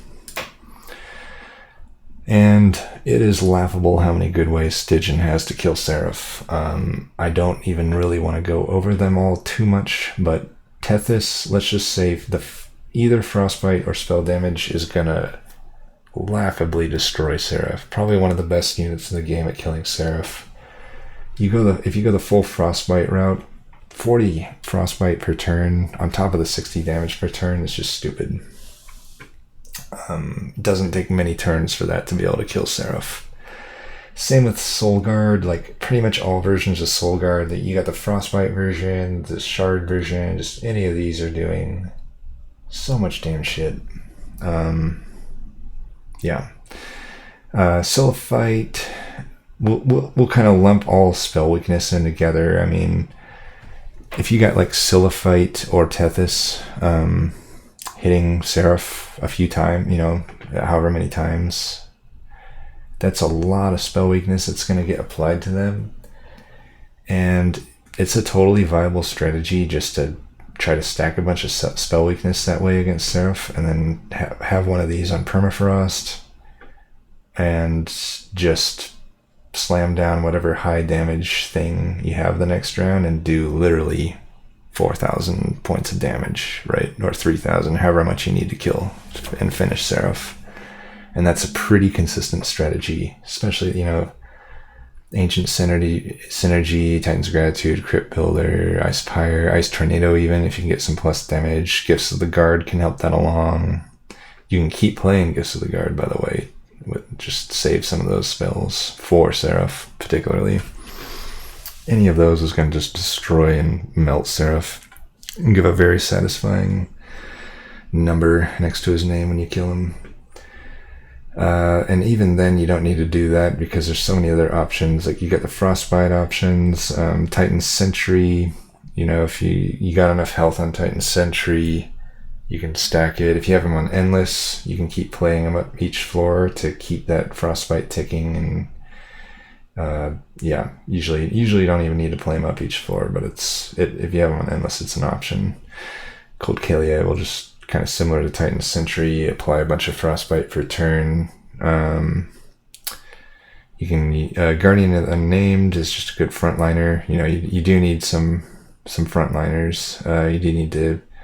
I guess the one thing that might be a little bit weak with Stygian is they don't have a whole lot of health sometimes when it comes to a frontliner being able to take on Seraph. But I would say between Guardian Stone, Guard of the Unnamed, Lodestone Totem, things like that are pretty damn good, especially like the 10 times 30 version of Seraph. If you can apply Sap, that's going to make him not even do any damage for several turns. And against Guardian Stone will be good against anything. I mean, the nice thing about it is if you're incanting, not only is it giving your tank extra armor, but it gives every unit the armor, so it actually gives several extra turns, depending on how early you put it down, to every unit. So actually just buys you several extra turns to put Guardian Stone down. And then Guardian in the Name, just a good frontliner. If you can't, you know, I typically, in an incant heavy deck, Guardian Unnamed is actually super good as a frontliner and hard to be beat. The Sirens, of course, are always going to be good. Siren of the Sea can do either DPS or tanking. Siren's a great DPS unit, one of the best DPS units in the game. And yeah, you got the Frostbite. Glacial Seal's always an option to apply a bunch of Frostbite to Seraph, and then Hoarfrost Energy, kind of the icing on the cake. If for whatever reason you think you need it, it's there. Literally doubles the amount of Frostbite, and rare that Seraph will ever survive that card being played on it. Umbra. Umbra's actually kind of similar to Awoken. I find it the thing they struggle with similar things, but they're strong with similar things as well, and that applies to killing Seraph as well. I find killing Seraph quite easy with Umbra. Every version of it. A lot of good options. Penumbra does a pretty good job, particularly with Ember Drain builds. Same with Primordium. I mean, Primordium is just stupid. The amount of damage shield you can apply, even lifesteal, like anything you need, Primordium's got your back. And yeah, I don't know. Primordium might be the best champ in the game, in my opinion. I do plan to do my next win streak with Primordium. I just haven't figured out what I'm doing for the secondary class. But yeah, you know, just stack a bunch of damage shields, stack a bunch of stats, stack whatever you need. The most hilarious is if you stack multi-strike. You can literally put Furnace Tap, or even you can even do the one horn tone on it. Doesn't really matter if your frontliner's fragile if they have a fuckload of damage shield, right? You can even put armor on it. Like everything just gets transferred over. I don't know if I would be surprised if the status version of this champ doesn't get nerfed at some point. It's just so easy mode to play that version. But other than that, you know, Space Prism is always good. You could say Crucible Extension as well, but I vastly value for Space Prism over that. You know, just being able to build a super floor without having to spend upgrades on Pip is pretty good. Crucible Collector will always be good. I mean, it's just simply can gorge to get enough lifesteal. to be able to take on Seraph. Bonus points if you can do something like Primordium or Mortal Trade. The only thing that might be weak is it doesn't really play nicely with Multi-Strike because it's going to vastly hurt the lifesteal, but hard to go wrong with Crucible Collector. Crucible Warden with Primordium will always be fine against all Seraphs. Without Primordium, I would typically say I strongly want the Crucible Collector because Seraph, the 10x3 really hurts the damage shield here. However, if it's Patient Seraph, Crucible Warden is A-okay. It's probably the best unit you can find against Patient Seraph. Overgorger, of course, is one of the best DPS units in the game. You can stick this behind either of these Crucibles or whatever frontliner you have, and maybe stack some Multi-Strike on it. It will not be many turns you need to survive to be able to kill Seraph. And, Furnace Tap on that note is just always good. Being able to stack Multi-Strike on anything is always going to be a powerful move. Void Binding is going to do a few things. I mean, on top of just giving you a ton of extra damage, that extra damage shield 2 every turn is going to be amazing. Any of these, I could have, I guess, Prismatic Potion or Shard or whatever it is should be here too, but like this, Grovel, Gems Trove, any of these damage shield things, put them on holdover, and even though 3 of the 4 Seraphs do a 3 times Multi-Strike, if you're applying enough damage shield, it's not going to care too much about that. And, on that note, Antimbra Assault also, or if you don't go the damage shield route there, you can always do Immortal Trade. Lifesteal, 3 lifesteals, a lot of lifesteal. You could double stack it for 6. You could put on a holdover and get just fuckloads of lifesteal. You can put that on literally any unit, and as long as it's not and as long as it doesn't have a whole lot of Multi-Strike, and as long as it can survive 1 hit from Seraph, it will literally last as many turns as you can stack lifesteal on it.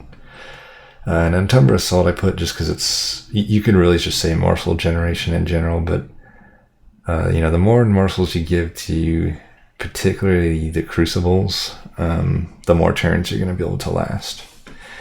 And then finally we have Cave In over here. You can put that on Permafrost, and there are times when I find out of all the classes, Umbra, I mostly have units spread across multiple floors on, because I'm typically feeding morsels across them. But Cave In, if you can play that right before Seraph, you can make some pretty stupidly powerful floors with Crucible Warden behind a Crucible Collector is really good. You get the extra damage from Warden. Crucible Collector can burn its lifesteals. Once it's dead, now Crucible Warden still has its damage shields, and yeah, Cave In is just pretty good. You can make a super floor with it. Typically, though, only want to do it right before Seraph because you want to be able to feed your units with morsels. And we get to our very final point here, Melting Remnant. I don't find Melting Remnant typically struggles with Seraph, because I don't know, there's just so many. Everything in the Melting Remnant arsenal is scaling. Harvest is scaling, Reform is scaling, even Burnout Extension is scaling. There's no game plan with Melting Remnant that doesn't involve scaling. Big Sludge or Paraffin Enforcer Rage scaling, just everything scales. So, high priority units, both champs are going to be good. Burnout and Harvest, those both provide a ton of stats. Little Fade, all of the versions provide their own versions of stats that are useful for killing the boss. Bounty Stalker, we've talked about him before, nothing much more to go over here. It's just a lot of backland damage. Paraffin Enforcer and Big Sludge, very good, not so good with I don't know, Paraffin Enforcer, I still find Paraffin Enforcer is pretty good with Reform. The thing about Paraffin Enforcer is similar to Alpha Fiend, it is a version of scaling that continues throughout the Seraph fight, you know. So if you've reformed it a few times, it has a lot of burnout. Other units have been reformed, they have a lot of burnout. Every unit just keeps scaling. If it's on multi-strike, it just continues to get 12 damage to every unit per turn, times however much multi-strike that those units have. So pretty hard to beat Paraffin Enforcer. And Big Sludge, it doesn't continue to scale in the fight, and on reform it kind of sucks. But if you're just a harvest deck or whatnot, he'll be doing a ton of damage, and it will never decay enough that it matters. And yeah, it's a pretty good DPS unit. Wicked Blaze and Molded, being able, my ideal strategy is the reform strategy, which is going to involve, for the Seraph fight, I have my units that I've reformed several times, usually just 2 or 3 units, and I fight them on the bottom floor, they all die out. I have Wicked Blaze and Molded on holdover at Permafrost, and every floor, basically, I reform those units back to full health with the additional 5 or whatever, additional damage, and then I can't think of any time I've ever done that where I wasn't able to kill Seraph. Like, literally in hundreds of hours of playing. It's just a tried and true way to beat Seraph.